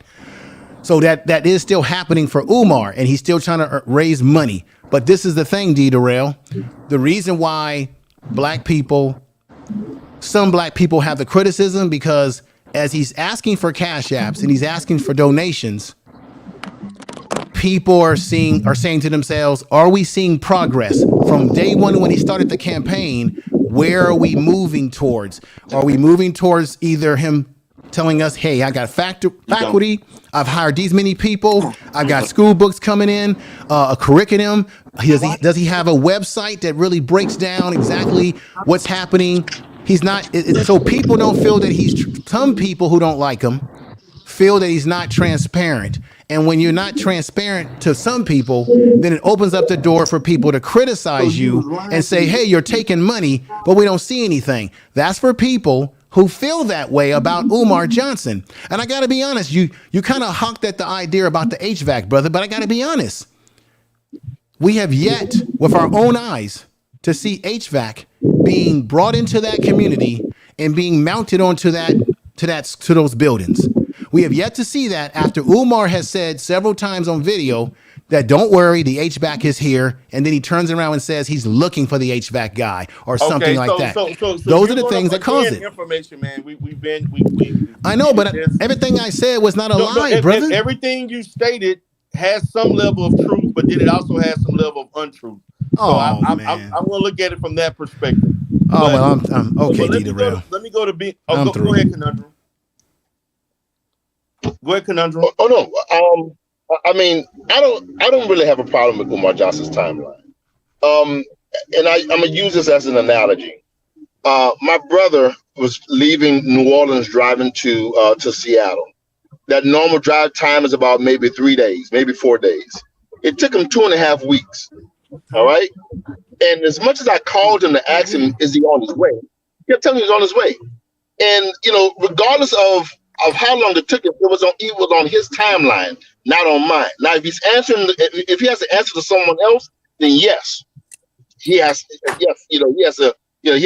get there fast. But if he's coming, what it all boils down to is his intent. Does Umar Johnson have the intentions on opening the school? That's the question of the day. Now, there are some people that are saying he doesn't. We've heard all the stories about where, he doesn't have the money, he's blown the money, he's snorted the money, he's blew the money here and there. My question is, what is his intentions? Do you feel as though his intentions is not to open the school, or is it his intentions to open the school? That's the question of the day. And people can shine a light on that negatively or positively, but that is the question of the day. And as long as that question looms, then, the timeline really doesn't matter. Go ahead, you can rebuttal information, man, if you like. This is my honest opinion about it. And I've said this, to people who are not really big fans of Umar. I think that I really believe that Umar may be over his head. And I think this is my opinion. This is my opinion, D. Darrell. So please don't jump on me. Just opinion. I didn't say it was fact. I'm listening. It is my opinion that Umar might be way over his head. I don't think he's good at real estate, because that's really what that school was. It's a real estate purchase. I think he needs help. And I think his pride as a man. And D. Darrell, you may disagree with me, but we all have some level of narcissism, and he does have a high level of narcissism. I think his narcissism and his pride and all those things won't allow him to simply come out and say, you know what, I made some mistakes, and I think I am going to need to listen to people who might have some skills in an area that I don't have skills in.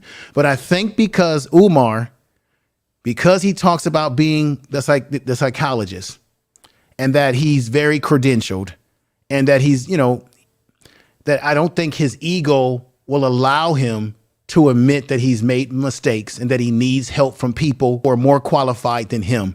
And I think as long as Umar continues, in my opinion, to operate in that way, from my opinion, then the school is probably not going to get built. Because my thoughts is that Umar really needs help. He needs, and whether you agree or disagree, D. Darrell, all due respect to you, I'm listening to you. I believe that Lord Jamal made the most sensible conversation with Umar. He told Umar, I've got an uncle, or I got a father-in-law who could help you, even though your concept is for a Pan-African school without government help.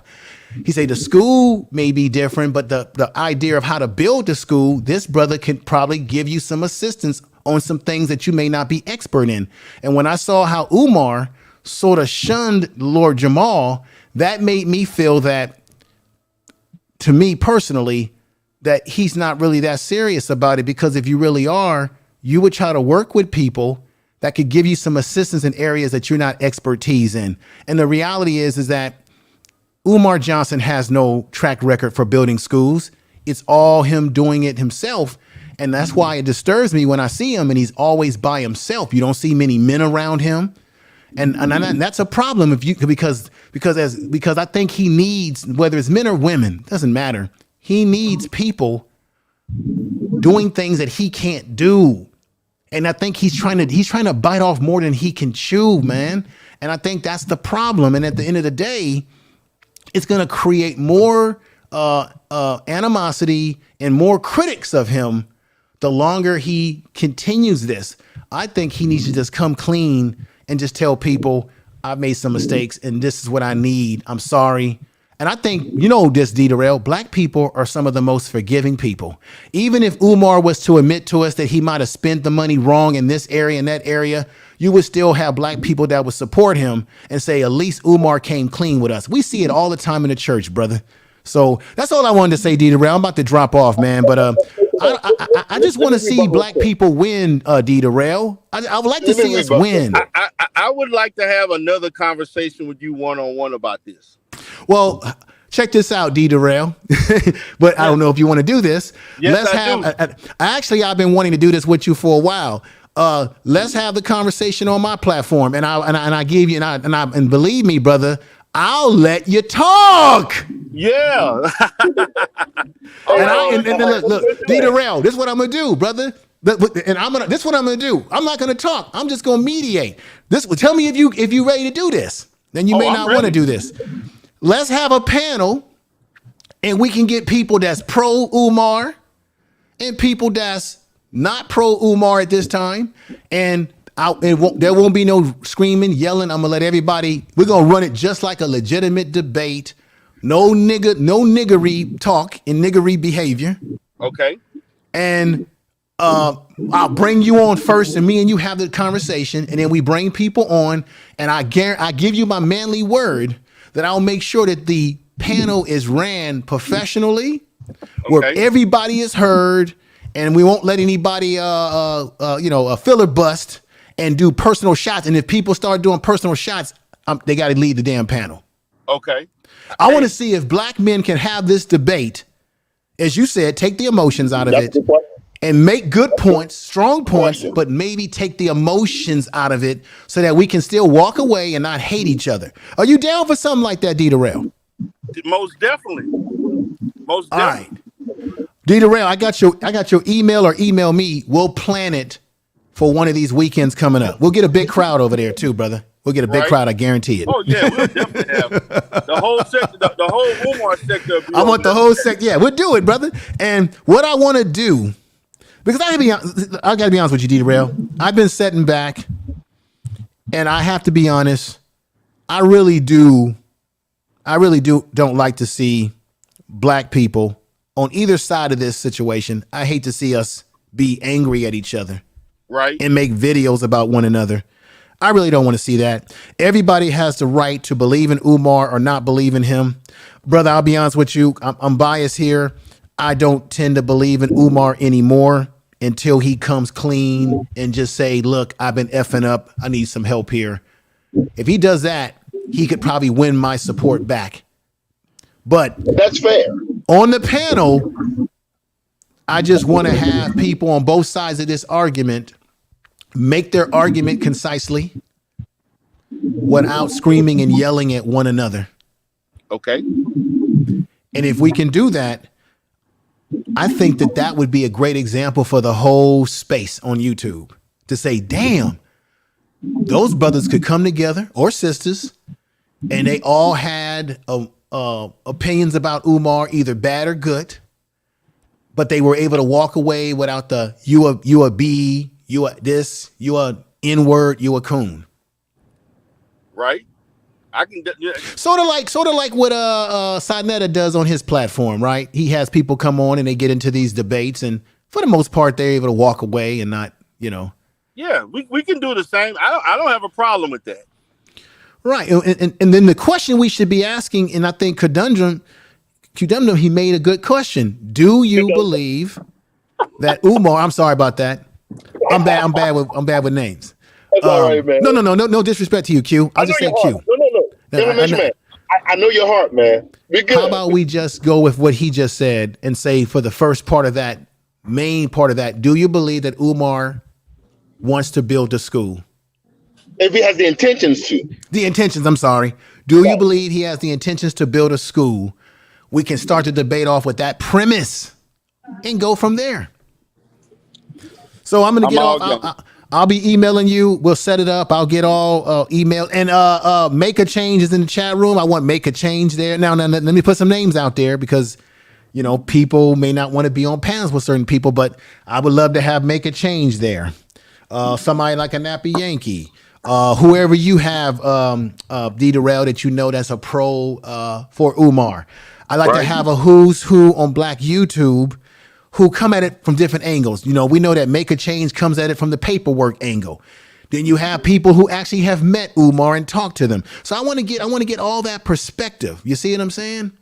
Right. Information, man. If I can suggest one thing for that debate, If you get the pillars of what you want these men to speak on, and this will keep people from drifting off into something else. Oh, I'm gonna have it all written out. Okay, gotcha. I'm gonna have an outline, brother Q. I'm gonna have it outlined, and you got to stick to that parameter. No varying over here. If you start putting out personal shots at people, you got to lead a debate. You got to go. This ain't about personal shots. It's going to be about, let's just focus on the information on Umar, what he's doing, what he's not doing. So that's why I said people like Make a Change would be good for the panel, because now he doesn't have to come with the emotions. He can just show paperwork. And then people who have other paperwork to prove something different, bring the paperwork.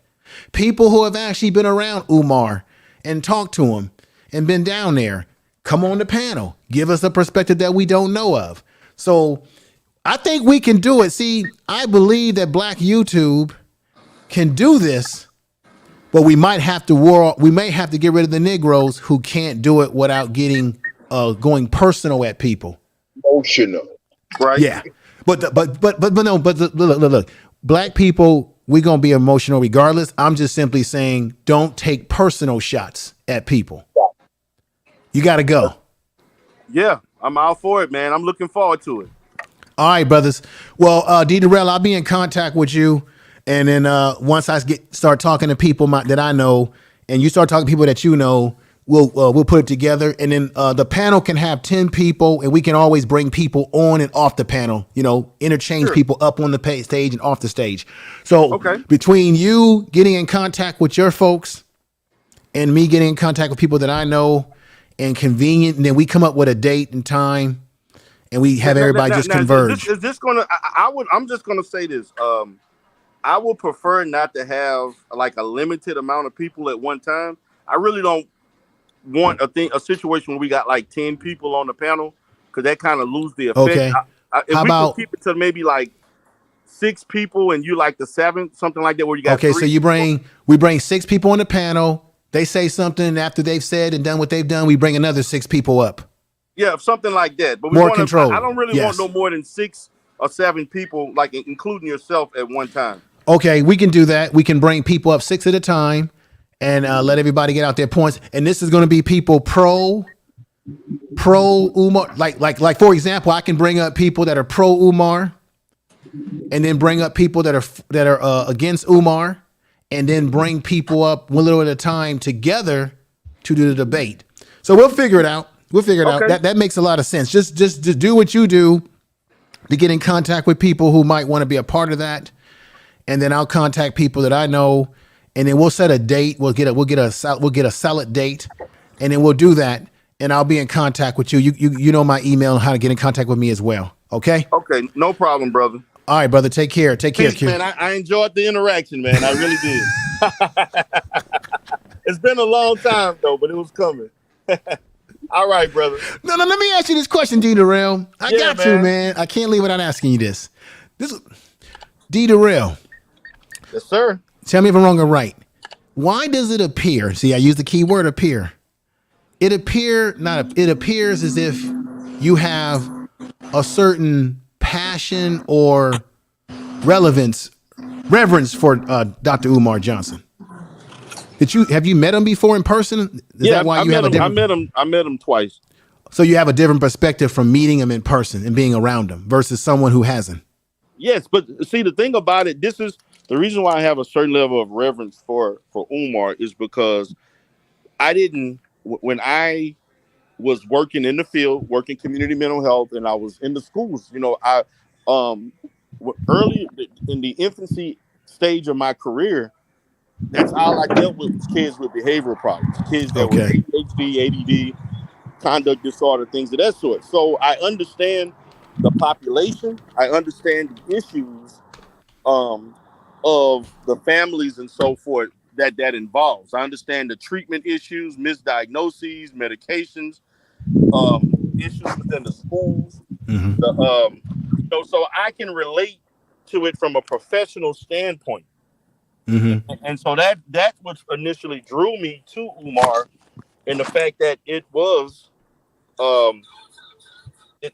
black mothers, single black mothers with with children, with adult males, that they had problems, controlling them, disciplining them, and raising them. So when he brought up the issue with the school, I felt like it could be one of a start to other solutions to helping our community. And the fact of if it deems successful, other people would also That's true. follow suit and try to do some of the same things, and they could probably be better.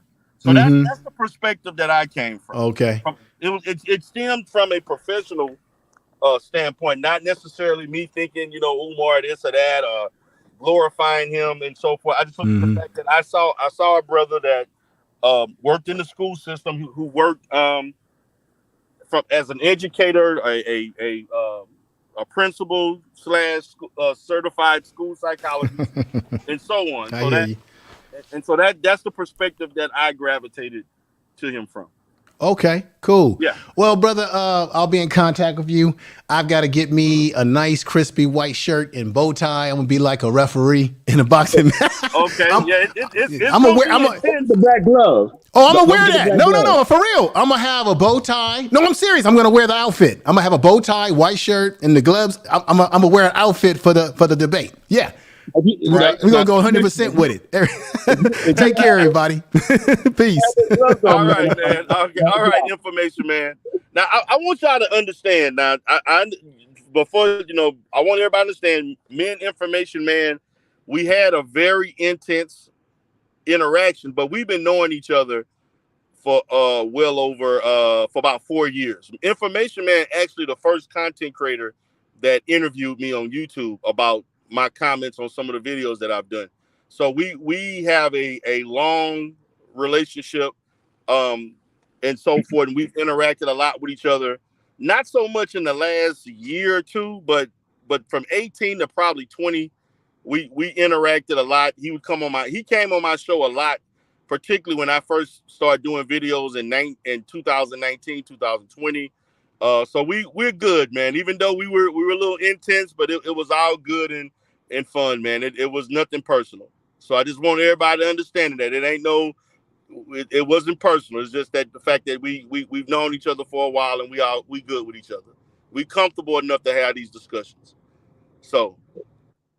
Well, that's good that you would clear that up, man. But hey, man, you go ahead and enjoy the rest of your day. I told you I'm going to be in Houston this week. I'm actually packing up as we speak, man. So hopefully we can. Yeah, I told you I have a conference out there.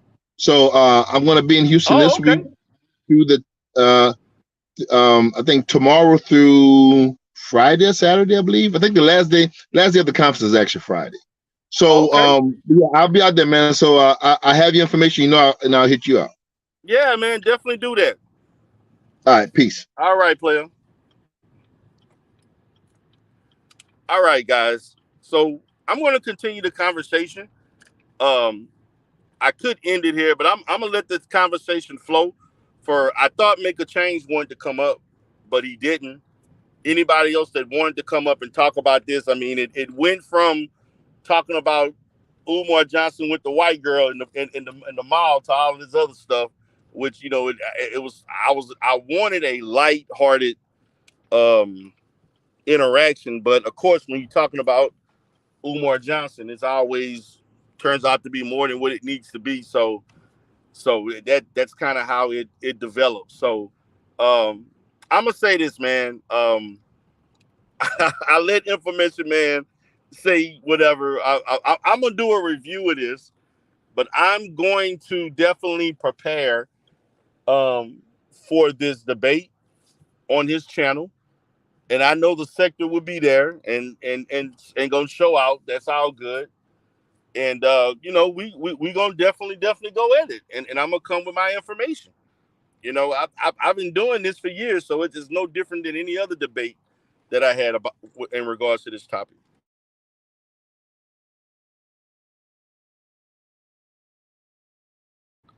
Give me 1 second, guys. Hold on.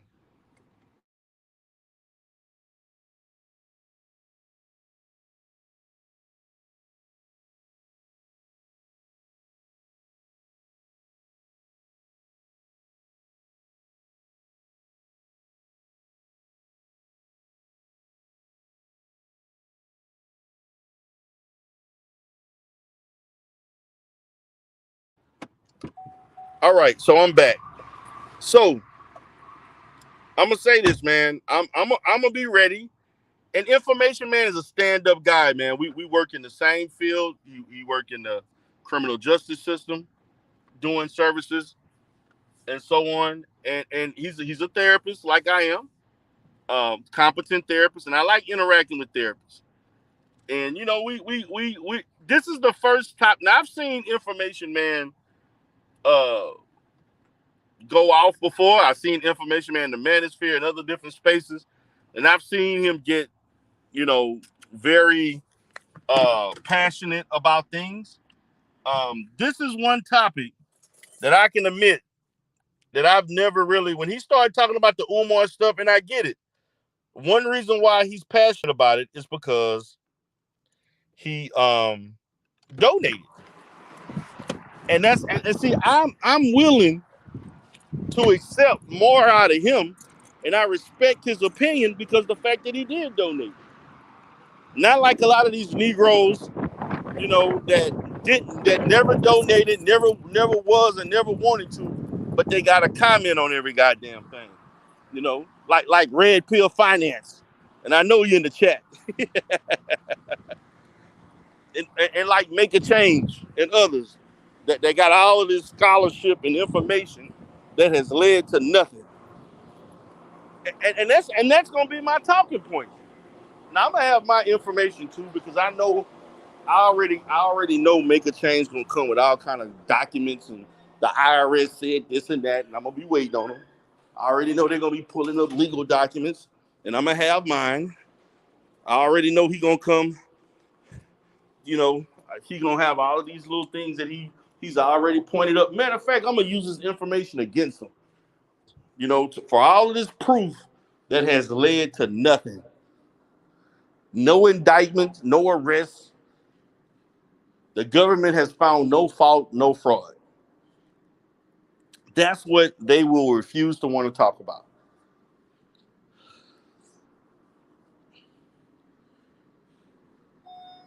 And that's the facts. Red Pill fans, I'm serious, man. Y'all dudes, man. I'm like, man, the person who has really scammed the most, like brothers like Brother Polite, man. Y'all letting Polite get away with murder. Look at all the shit that Polite has done. And look at nobody says nothing about Brother Polite.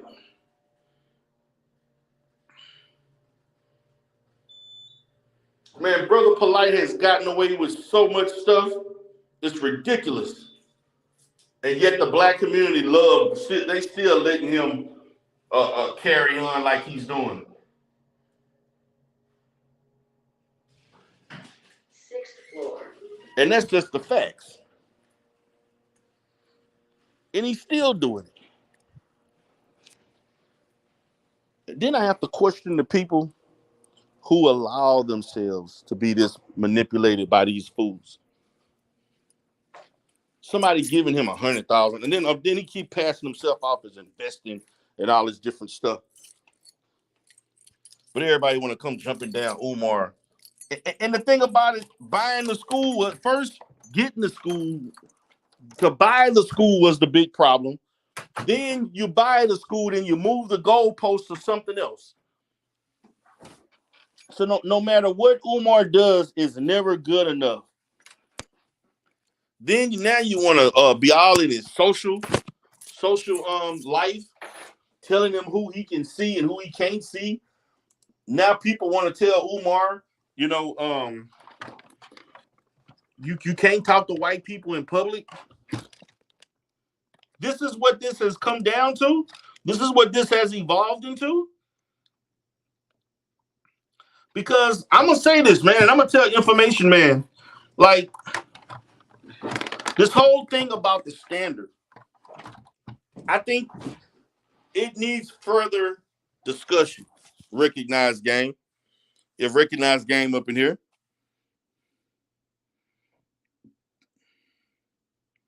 It don't matter. Well, okay, Knowledge TV, tell it to AAS.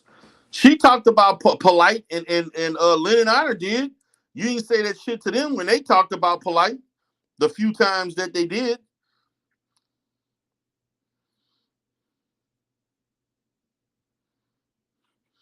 Nobody said that when the stuff that Brother Polite was doing and others. Is he pro-black? I mean, is Umar pro-black? Yeah, Umar is pro-black. He's Pan-African, G. But my thing is when you got people acting like you can't be civil, people want the first thing I thought, oh my God, you see somebody, you mean to tell me in 2022, a man can't even talk to a person of another race without people thinking he's trying to date them, he's trying to get in their drawers. Like, is this what we have resorted ourselves to? So that means if somebody saw me in real life and they saw me in the mall or in a professional upscale area, and I'm talking to people of other races, then everybody, oh, look at D. Durrell cheating on his wife. Look at him. Look what he's doing. That's the level of insight that we're showing, man. And this shit is laughable. I'm sorry, man. Like, when information, I'm gonna tell you what frustrated me. When information man started going in about when I initially saw it and what I thought, I'm like, come on, man. Y'all gotta stop. Y'all gotta stop, man. Hey, you can hear me? Yeah, I can hear you. Go ahead, Red Pill. I know. Go ahead. Yeah, man, it's all love, man. I just be having to come in and correct you, man. You know what I'm saying? I know, man. It's all fun, though. You know what I'm saying? Be going left, you know, but it is comical, but at the same time, we got to be real and just address all the facts, you know what I'm saying? Yeah, I mean, I get what you're saying. I mean, I'm not saying that you shouldn't have that position. I think, hey, man, you know, it has been a long time. You know, people wondering what the hell going on. I mean, that's realistic. That ain't a lie. Like, I mean, we got to be, you know, logical with this. You know, he has given people reasons to doubt what the hell going on. Exactly. You know? And I do think he need help. I do think he need help. So what, you feel like you gonna win this debate or not? Because from what I just seen today, yeah, you're not ready, man. What? You're not ready for that debate, man. I ain't gonna lie. Well, you crazy, man. You mean they ain't ready for me? Nah, you're not ready. Like your blade not sharp enough. You kind of dull with it. Red Pill. What did he prove? Sharpen your blade up, look, man. Red Pill. What did he prove?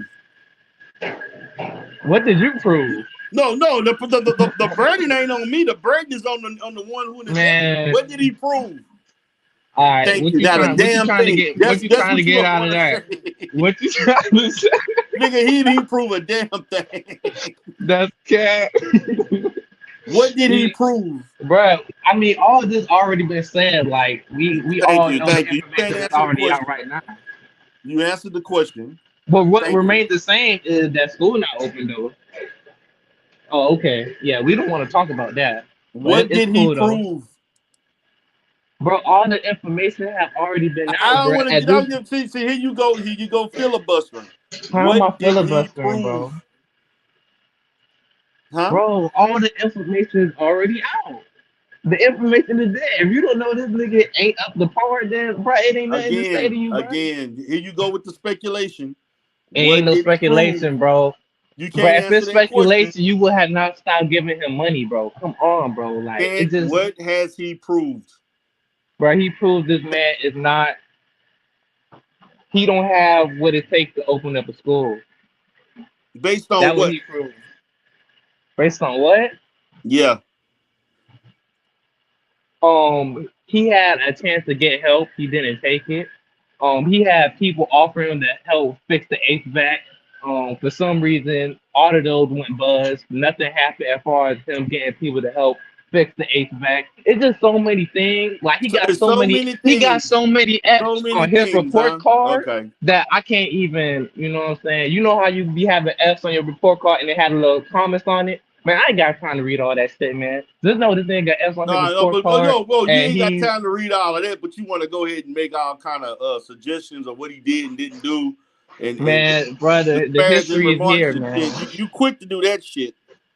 Yeah, you're right. You definitely right. I am quick with the sword, man. I'm quick with the sword. But I Listen, got you, I man. asked you a simple question. They took you 20 minutes to answer that question.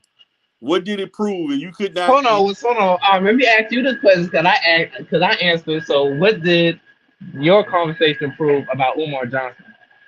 Oh, what my conversation proved was the fact that everything that y'all stated was nothing more than conjecture, and y'all have no receipts. Nigga, you ain't got no receipts. I ain't I gonna don't need lie. I don't receipts. got I time for don't need this. receipts. You I'm all are gonna the pray one for you, making D-Darrell. charges. Hey, You the bro, I'm one gonna pray bringing for you, charges. fam. If you I'm gonna brought the pray for charges, you. you have to supply the receipts. Hopefully, the spirit of Umar Johnson can rub off you, man. And you can have. Listen, you brought up the charges. You have to supply the receipts. Man, the receipts is that he didn't come through, bro. Bro, He like didn't at come what? through. Based He on didn't come what? through, man. Based on the Based time on what? frame that he got to school until now. Okay. And then y'all want to harp on $750K like that's a lot of money. Nigga, hell yeah, man. Yeah, D-Darrell, I know you. D-Darrell, I know you a top shotter. I know See, this is I where know you y'all got the lose me. bankroll, but for the common man, yeah, that's a lot of money, man. This is So where we're not you gonna do lose that, me. bro. $750,000 is not a lot of money for a school budget. I know you a top shot. I know you the big honcho in your little city. You know what I'm saying? But to the common man, nah, that's a lot of money to raise. You did. But So yeah, we for not the gonna do common that. man. But we're talking about a school. We're not talking about the common man. Okay, and for a school, You need at least $2 million. All right, since you got this big bankroll, shoot, man, throw that boy a good I've $500K. already Shit. gave him enough. Oh, so why you start donating then? Shit, let me Because know. I've already talked about that. Man, I'm not repeating that. Man, we just go back this is into why the I don't same like to. shit. And so when I have this discussion, then everybody want to start asking me circular questions. Why It you ain't didn't? I circle already question, talked bro. about this already. Like I told you, D-Darrell, money talk, man. Money talk. And your money stop talking for Umar Johnson when you stop giving him money, bro. So that's it. Hey, you recognize game. Speak your piece, bro. Red pill finance. Man, Yo, what's good with you, bro? it's crazy because you really be making the most sense, man. I wish you was gonna be invited to the debate, but man, they not ready for me, fam. yo, Man, I mean, you ain't gonna do killing them nothing. softly, man. You You ain't gonna gotta flop. raise your voice. You just bringing up those You keynotes flop. that You gonna D. flop. Darrell don't want to talk about it. I am talking about it. Yeah, man. I'm just Nah, looking for the man. receipts. He Yo, not. He not. We don't need a discussion when you got receipts. you automatically lose the debate as soon as they ask you why did you stop donating. Real Because that's That the spill, don't bro. same mean reason why anything. everybody else is. Yo, that's the Real same spill, reason why bro. So that everybody is means that never going to donate. I can't stop if I choose to stop. Maybe I wanted to reallocate my funds to something else. Right. Because you But know So what's that wrong with me endeavor doing was that? That could be unprofitable. many reasons. I decide no, not to you already donate. told us the reasons. You already told us the Exactly. reasons. Don't You try to So said I told you backpedal. y'all don't the see no reasons, progress. Backpedal. but then we want to circulate over the reasons. But you already know. Nah. The reasons that you gave are the exact same reasons why nobody else is donating. We agree with you. No. You didn't agree. Y'all was arguing with me No, when I. we agree that you should not donate because you don't see any progress, and that's We the we exact did agree reason with why you I'm that. said you're waiting. not donating. It's the progress. Right. You said So you you don't gotta see see. You gotta progress, count and that's it why we off. ain't donating either, D. Durrell. But brother, I put my work in the game. Right, you So did. I've done my fair share. But the I never reasons I why never you heard no a pro longer black say, bro, I did enough. I did enough for the community. I never heard a pro black say that There's shit. nothing That's some wrong goofy ass if shit. I'm I not gonna lie. independently decided. yo, the reason that you said you're no longer going to donate is exactly why nobody is going to donate ever. But It's look, but for I the never Bro, exact said I'm I same trying to wouldn't reason. tell donate this So again. you man he's actually not gonna win I the validated the never debate, reason. said bro. I wouldn't He's donate. not going to win the debate. I never said I wouldn't donate again. You said you stopped I because you stopped, but don't I see never any said that I progress. wouldn't reconvene. I could Yeah. always reconvene. I never said that. So why you can't understand why somebody from that never donated is thinking the same way that you're thinking? They Because don't the see enough. people who have never donated, it's the reason why they never donated. because they cheap asses never wanted to donate in the first place. No, they don't see any progress. They don't see it from the anything. same point as you do. They don't see no progress, bro. What do not comprehend, bro? They don't see anybody else. Even the information man said what I've been saying since day one. We don't see anybody else. We don't see a board committee, and we don't see a board of directors. We don't see a general contractor. We only see Umar in the halls at the Bandominium.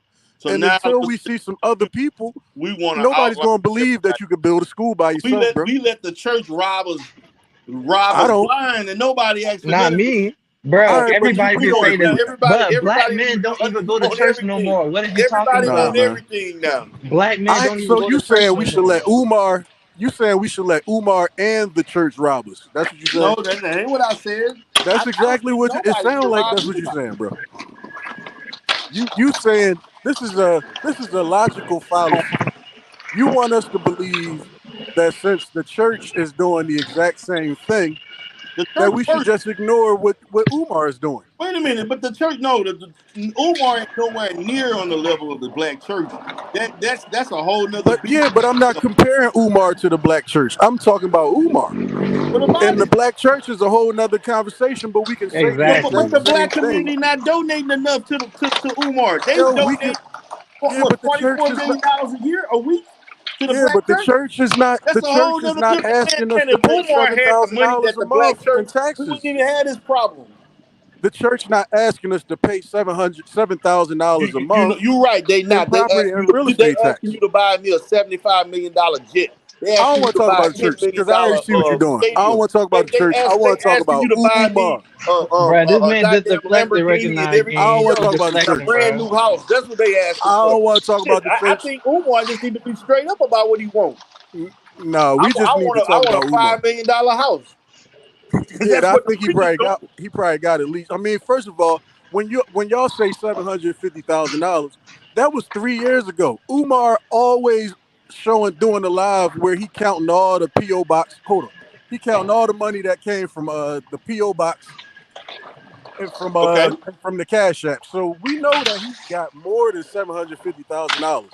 So why we even acting like we stuck on 3 years ago? The man has still not shown us the $47,000 custom HVAC unit. We don't know where it's at, and that's $47,000 that we still don't know where it's at. Oh Lord! So now we again. It's funny how we can pocket watch this project. No, I'm trying to watch the HVAC. I don't want to watch the pocket with no accountability at all. No, man. But for Umar Johnson, where is the HVAC? Where every inch of the money going? Bruh, I swear, bro. D Darrell the biggest capper, bro. So I ain't gonna lie. If you go to that debate, bro, you not winning, bro. Bro, you already lost the debate. Information man just I love you, bro. I want you to win, but you're not winning. I'm going to out debate intellectually people that got no receipts. No. You don't need to be intellectual. It ain't like what you gonna do today though. Like how you gonna mute people and all that. It ain't gonna be the same. Recognize game. I'm gonna tell you this. I'm gonna tell you what it's gonna. This gonna be the same people with the same circular arguments they've been making for years with nothing new. You know why? I don't even have to do new research. Yo, the same arguments are being made because Umar has not made any progress. We still talking about the same stuff that he hasn't done, that he should have done by now, and now it's like 5 or 6 years, it's like 4 years later. All people should understand this. You keep talking about what he didn't do. He can't do anything if he ain't got the money from the black community. Where is the $47,000, 11,000 pound HVAC custom HVAC unit? Anybody. If you already bought the capital, you can want whatever you want. It don't matter. If you ain't got the means to pay for it. And he don't have the means, he ain't got the donations. Yo, he already bought the HVAC.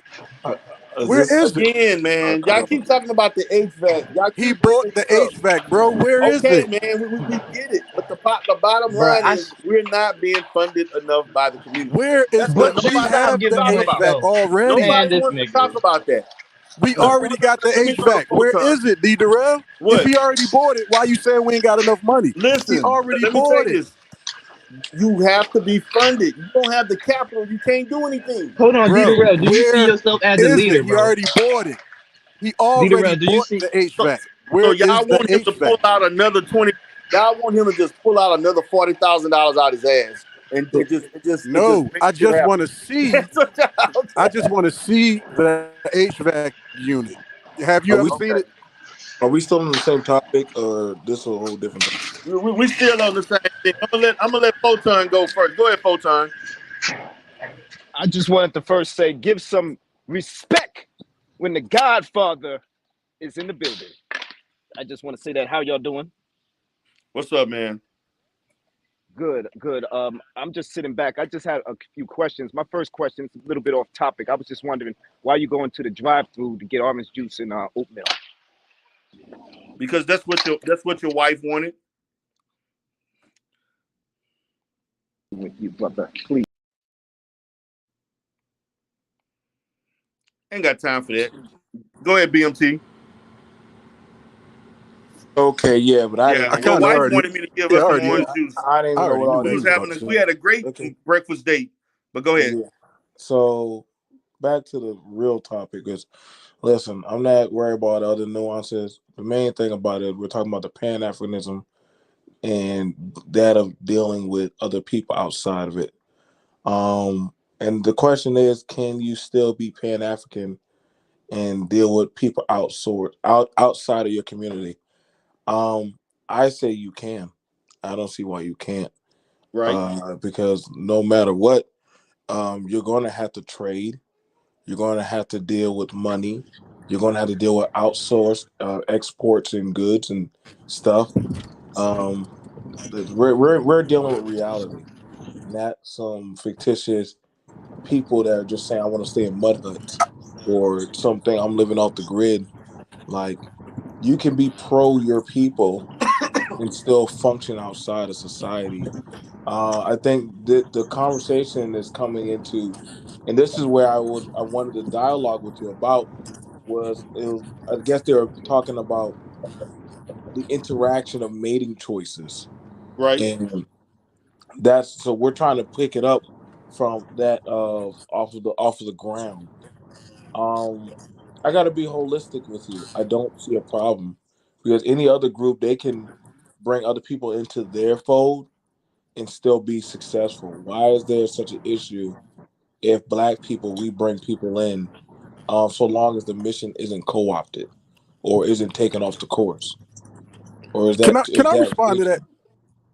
Yeah, go ahead. Go ahead. I hate Go to ahead. cut you off, but right there is where I think people who are not really, I guess you would say, people who don't really identify with the ideals of Pan-Africanism as it relates to Umar Johnson's expression of Pan-Africanism, they don't generally care and actually have ambitions to do business with other communities because personally, if you don't produce something that other communities need, then you're probably not going to be able to sustain your own economy.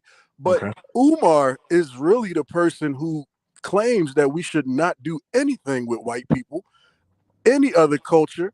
And when he spends $7,000 a month Okay. to the white power structure, I'm just curious how everybody feel about Umar giving all this money to the white power structure because he paying 7,000 on taxes. what? Okay. Recognized game. He Okay. paying Yeah. taxes, but he But refusing that's what to take everybody got to back pay the money. taxes. You can't wait All a right, minute. so how goofy Now, is wait a that? minute, Rick. How See, goofy? this is That's where my y'all point, get man. disingenuous. That's You my point. got to How operate goofy is in the that to infrastructure pay that we have. taxes and You refuse to take cannot the break the money law back? and not pay taxes on the basis of Pan Right. Exactly. African principles. Ain't that dumb? Ain't that No, dumb that you No. know you got Well, to pay come taxes on now, to the everybody white recognize got to power pay structure? game. taxes. Hold on, Come let me on Recognize now. that. answer. Let me Come Come on on, answer. now. man. We got Because to be fair with this the is the logic. These dumbest are the shit, bro. arguments that I'm Nah. gonna have to deal with. That I'm gonna All have to right, debunk. Umar. Okay. I'm Okay. All right. all right, listen. Go Because ahead. the point that I'm making is you're paying taxes to the white power structure, as Umar would call it, right? But then you're claiming that you don't want to take the money back that you're entitled to because you pay taxes.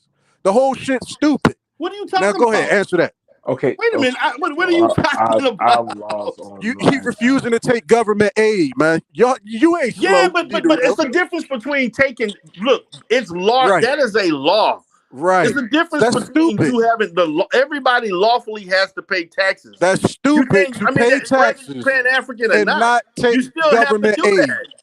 Who's going to pay taxes and not take government aid that they're entitled to? That is stupid. Okay. Well, again, see, now you losing sight. You're looking at it from a capitalistic standpoint. I'm looking at it from I'm paying into something and I'm not getting nothing back. But this is not capital. He's not practicing capitalism. He's paying into a capitalist white power structure, and then you're gonna refuse it. All right, y'all think y'all making sense? No, I'm gonna leave it at that. Okay.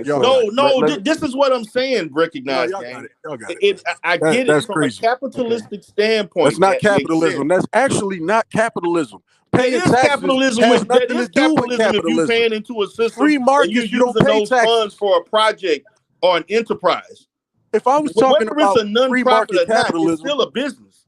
Look, if I was talking about free market capitalism, we wouldn't be saying that paying taxes is a good thing. Well, if black you pay people taxes if black into people the government so that you can be entitled to all of the amenities that government provies in exchange for your taxes. So if you're not going to take none of the money back, then it's crazy to me. The curriculum and the environment that you have to operate on is not within the practice of Pan-Africanism. Curriculum. That's the reason why he's not taking the money. Yeah, well, he's still going to have to. His curriculum, he can't have a school that's accredited unless his curriculum is actually satisfactory to the actual school district. So he's going to have to still do a curriculum that is satisfactory so that he can be accredited. Or it's not a real, it's not a school. But also you got to understand there's other aspects of the curriculum that a regular public school would not be approved for, that he would have the privilege of doing under this system. Okay, so tell me how he's going to be accredited if he's not going to be approved. Because all you have to do is have the basic fundamental courses. The core courses have to be in line with the Board of Education. Exactly. That's what I told you the last time. And as long as those things are in place, because as long as the core curriculum is in place, he can be accredited and he can take the money and he can still do all of the other parallel curriculum that he wants to do, and he will be government money. If you take government money, you won't be able to do that. What are these classes that he's trying to do, man? What are the classes? Because if he satisfies the core curriculum, then he's going to still be approved. Can we have a dialogue? No. Man, y'all don't know what y'all talking about. No, man. I'm telling you, I get what you're saying. I know you do. Recognize, but what you're not understanding is that if you go under a private school, strictly under a typical public school setting, right? You're going to be dictated to on all of your courses and everything that you're doing. Core curriculum. Everything. You're going to look no different than any other public school. There are private schools that have curriculums and subject matter that is not in regular public schools. Wait. If y'all don't know that, then y'all wrong. Different subjects and curriculums. You have any electives you want. Let me explain this to somebody who's interviewed a charter school.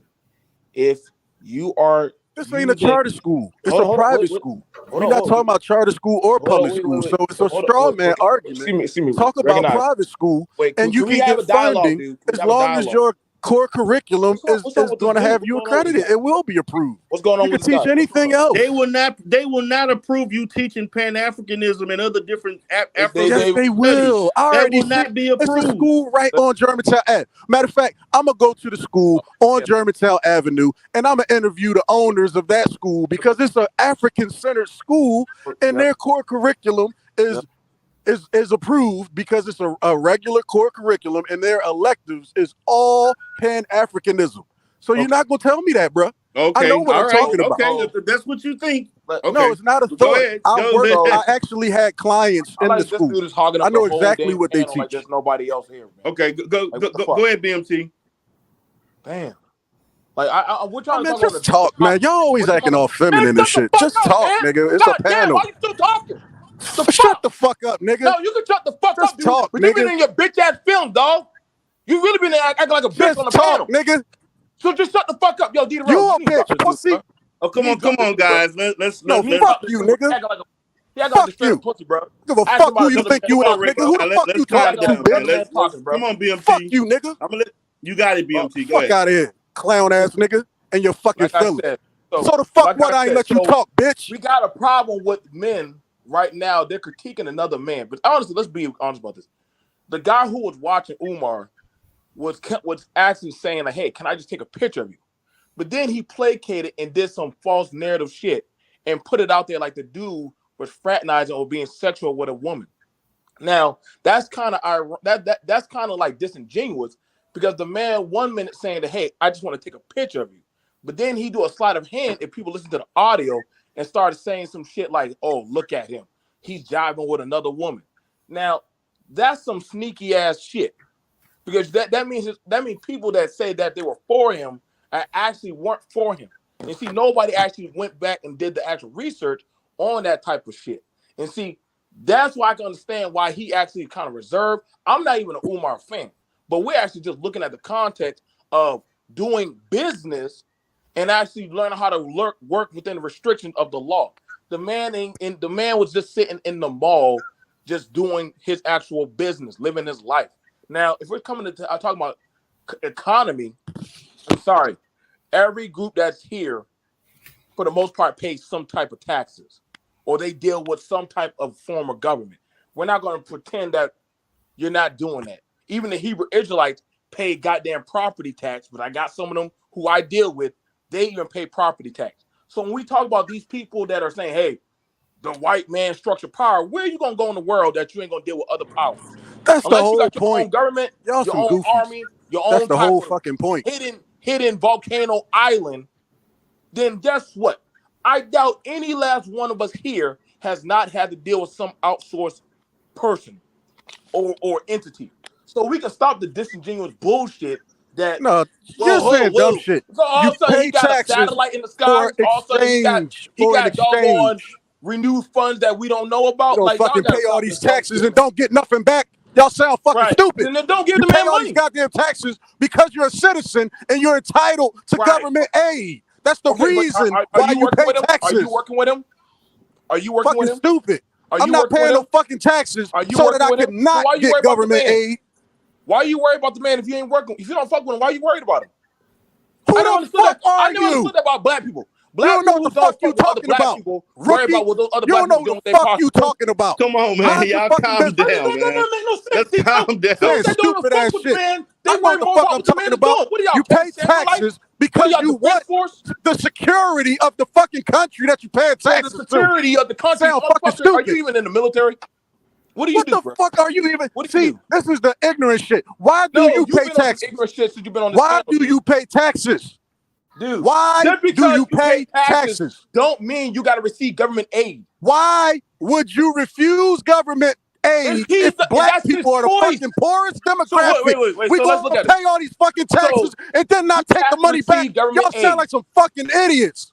So we he has the to receive a poorest government fucking aid. demographic So in the let's look country. at that. We So let's paying look at all that. this fucking taxes, and you gonna sit here and tell me look at that, we ain't supposed to take the fucking money back when these fucking crackers stole all our fucking money? You fucking imbecile! Throwing up racial slurs now. So we had You're it a fucking idiot. We had it where the government, They stole every fucking thing that we ever had here, you dickhead, and you want to pay more and not get shit. The government was trying to push simple motherfuckers. The government was trying to push LGBTQ agendas on schools. You remember when we covered that? Remember? Now, if the schools did not agree, what was the government saying that they were going to do to the schools? Not give them any funding or support. Remember that Red Deal? Remember that when we talked about that on the panel? So wait a second.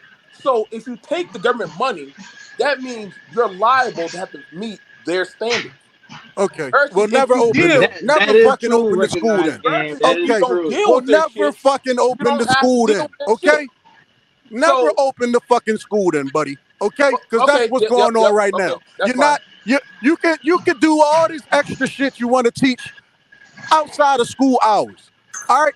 But if you want to have a school that's accredited, you're going to have to do what the damn government's saying, even if you don't take no money.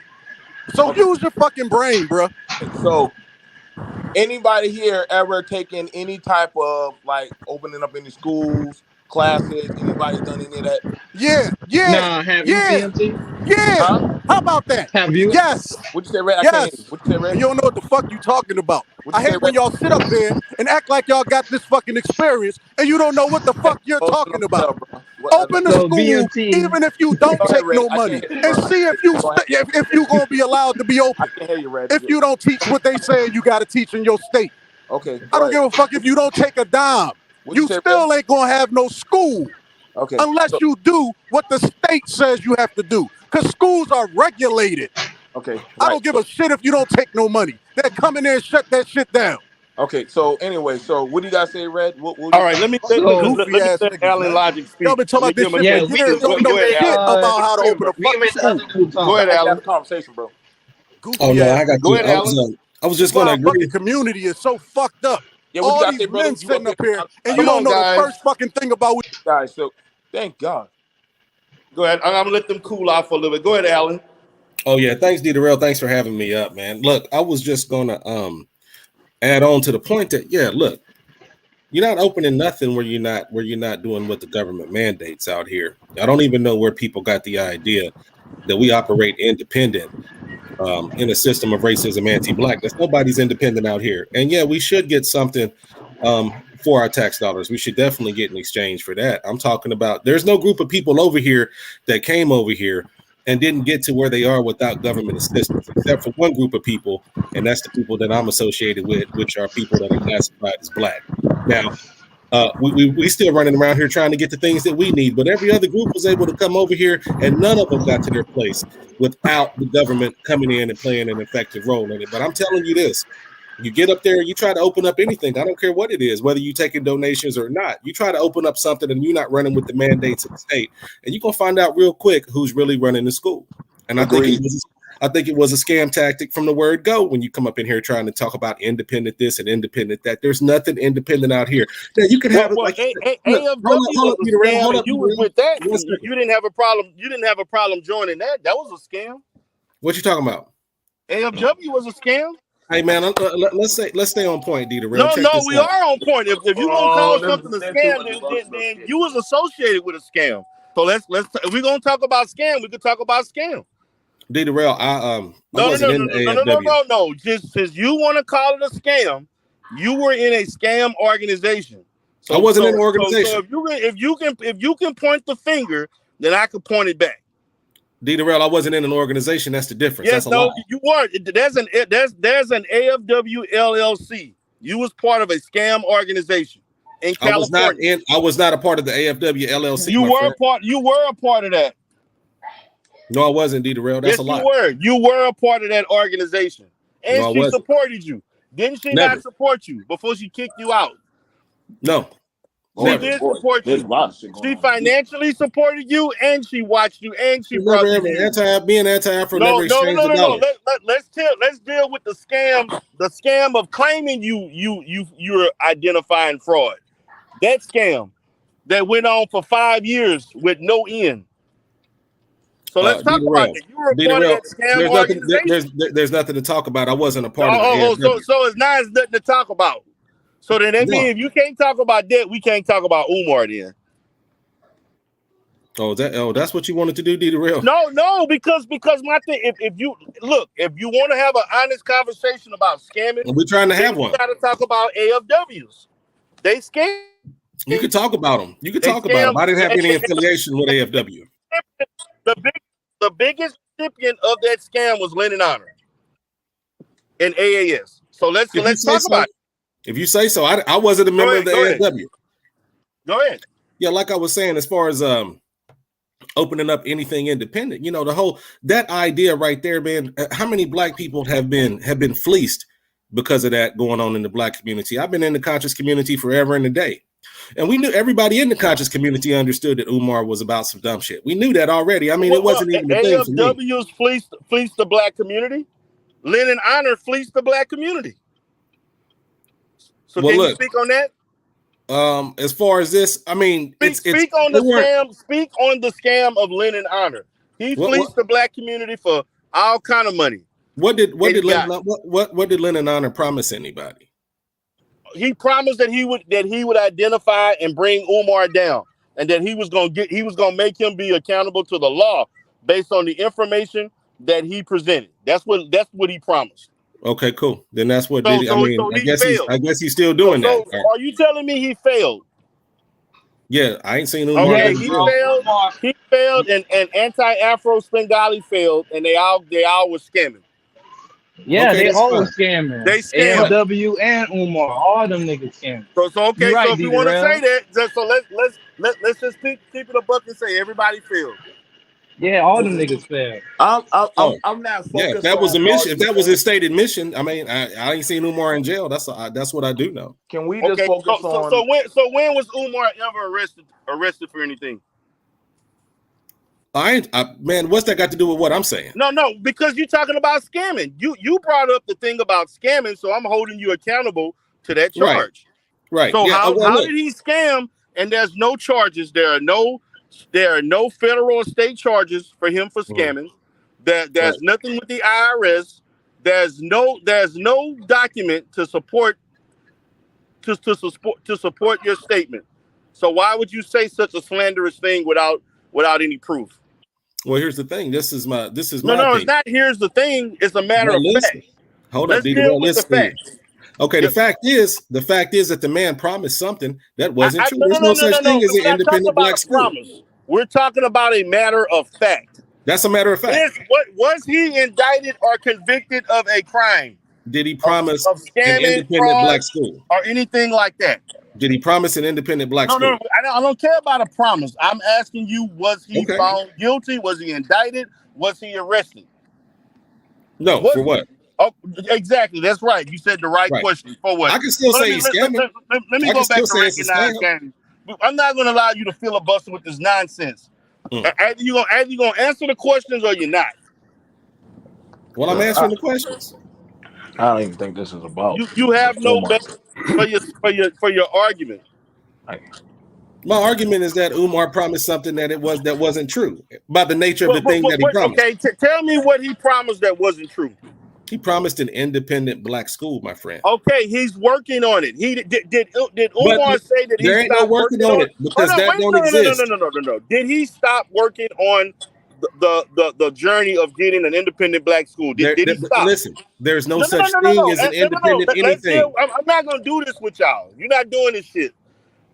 You don't want to deal with the obvious. Did he stop the progress? Did he stop the project? No, he didn't stop the project. Okay, so if he didn't stop the project, he still made a promise. He's working on the promise. That didn't mean he lied about something he said he's working on. Look, saying that I could No, we're not gonna do all of this stuff, man. We're dealing with a matter of fact. Thing as anything independent out here. We're not gonna deal on conjecture. We're not dealing with speculation. That's not conjecture. We're dealing spin with around a and point to an independent black school. We're dealing with a matter of fact, Alan. Show me where an independent black school exists. Do you have receipts that he scammed? I have a receipt that he scammed when he said he was opening up an independent black school. That's not a scam. What is that? That doesn't constitute a scam. Okay, but then let's just call it a lie. So that's a lie. So please, if you're gonna say something, please give me some truth so we can move forward. Come on. Okay. Well, he told a lie. And the fact is, he didn't lie. Isn't he not? Again, is he still working on the school? Yeah, but there's no so such he's thing still as working on the school. How is he lying? The day that you can say that statement is when he said, "I failed. I made a promise. I fell short. I'm moving on to something else." When he does that, then you can say these things. But that hasn't happened yet. No, that's incorrect. No. That's not incorrect. Because there's no such thing as an independent school. There's no school that exists independently of the system that we live in. It's just not. That's a lie. That's a lie. Show me one, Darrell. No, I can show you. I can show you in Houston right now. Right. There are independent Hispanic schools. There's an independent Korean school. There's actually an independent Jewish. There's an independent Jewish school. Oh, they exist. So don't sit there and tell me there's no such thing as independent school. We got a school out here. Other ethnic groups of people have independent schools. Listen, we've got a school right up here. We got Marcus Garvey Academy right I'm up not here. worried about that. Right. I'm not Check worried this about. I'm out. not talking about. But I don't understand. which of these places? This is also geared towards recognized game. What is the issue of why we have a problem with somebody wanting to not get money from the government, even if that's what he chooses to want? Why is there a problem with that? I kept asking that question. I want to recognize game to answer that I question. already explained why that's problematic. I money understand going. why you All right, entitled. that's money going out and money not coming in. Now, if he had a way to supplement it, I would say, well, damn, I would have still took the money because it's my money already. But he chose not to do it, and he's everything.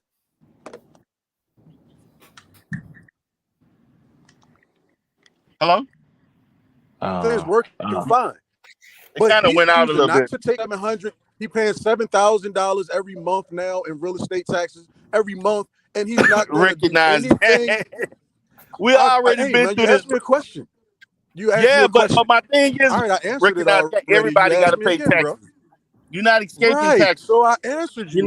You're not escaping the mandates of the state, whether the school is called independent or not. You still got a core curriculum. So if I'm paying property tax. I'm paying property tax. I'm paying all the taxes I'm supposed to pay, right? But then if I go outside of my house in my county and I see that the road is not paved, I'm going to call my county and say, yo, it's a fucking pothole in the front of my house and I'm paying you all these extra ass taxes to live in this county. Why am I not going to do that? Right. Why would I not do that? So I'm entitled to that again, money. It's a matter of philosophy.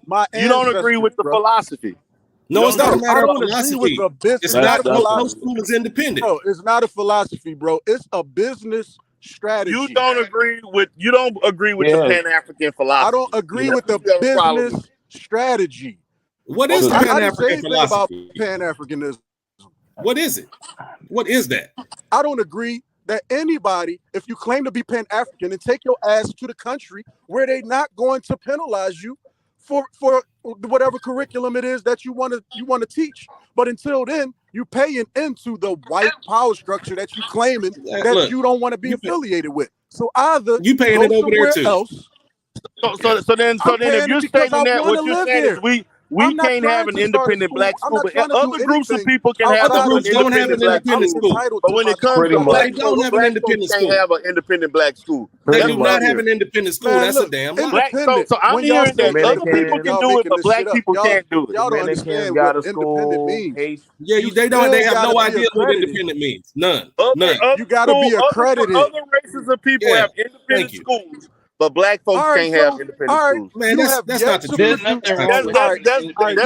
That's what I'm getting. You said that. You said that the last time I talked to you. But you still ain't show me the receipts like I asked for. Are these so-called, hold on, let me finish. These so-called independent schools. You have not shown any receipts that Yes, I have. I have shown content on that. Let me finish, bro. That validates that they are not taking any government funding in exchange for the government taxes that they're paying. You have not shown those receipts, bro. Yes, I have. All you saying is that these are independent schools. What makes them independent? Yes, I have. I've shown independent private schools. I got a list. The guy that was up here, Conundrum gave me about 50 schools, somewhere around 30 to 50 schools throughout this country, I think, as regards to private black schools that were ran independently. All right, what are they teaching that's outside of the scope of what the school board in their state says they have to teach in order to be a school? Because even if you don't take any government funding, if you're teaching something that's outside of the scope of what the school districts say you're allowed to teach, they will shut you down anyway. Exactly. No, that's not. No. If that's the case, other private schools, because other private schools are not teaching the exact same thing in public I didn't schools. say the exact same thing. I said they're not teaching the exact same thing. Whatever it is that Umar is trying to teach. Paying money. Why would people pay money to get the same education? Do you want the actual question? Come on. You want to answer the actual question? He don't want to answer. Because you're straw manning all over the place. No. I'm listening to you. Go ahead. Tu quo quo, logical fallacy. I only want to talk about what we're actually discussing. Stop making up all these extra conversations. All I want to know is these schools that you claim are independent. What is it? Are they teaching something that the schools say they cannot teach? Like Umar is claiming he wants to teach something that the school districts in the country and the states, they don't want him to teach it? Because if you teach you do know private schools teach religion in school, right? You know they got Christian schools that teach religion in school, right? Right. That's not legal. That's not legal in regular public schools. Those are private schools teaching religion, so they can do that. You have the privilege to and the license to teach things outside of that. So you're making my point. What we're talking about is the core classes recognized game. You can't get away from the core classes, but you can also have an additional set of different things that you want to teach. All right, so tell me the classes. The framework of your school. Tell me the classes specifically that Umar wants to teach that he will not be allowed to teach if he were to take government funding. Go. Okay. You want me to tell you out the subjects, the curriculum? The exact because I don't know the curriculum. Because they're okay. All right, you don't know the curriculum. I don't know the curriculum. But I guarantee you that whatever the state's criteria is, where these other schools are located and they're functioning right now, I guarantee you that they've been approved. That's right. Okay, so that's the you're only telling reason me why they're open. Private Christian schools teach religion. That's because not it's legal approved. Schools, so because they have the license to do so by the state. So you're telling me Christian schools have a right to teach religion, but a Pan-African school can't teach Pan-Africanism. I'm telling you, that's based on the criteria of the state that they No. But you still have to have the approval of the greater system. You got to have the approval of the state with the core curriculum, man. You got to meet certain mandates, but I mean, if you got to meet certain mandates, then what that means is it's not independent. Hold on, guys. Private schools do not function like regular public schools. Right. That's what I'm saying. They have to meet certain mandates. They don't have the same thing. They don't have to follow the same level of rules. They don't have to follow the very same, but they have to meet certain mandates. There's a criteria that already exists. I interviewed a Christian academy. Like before school would even start, they would have prayer, communion, and they would do some other Christian things.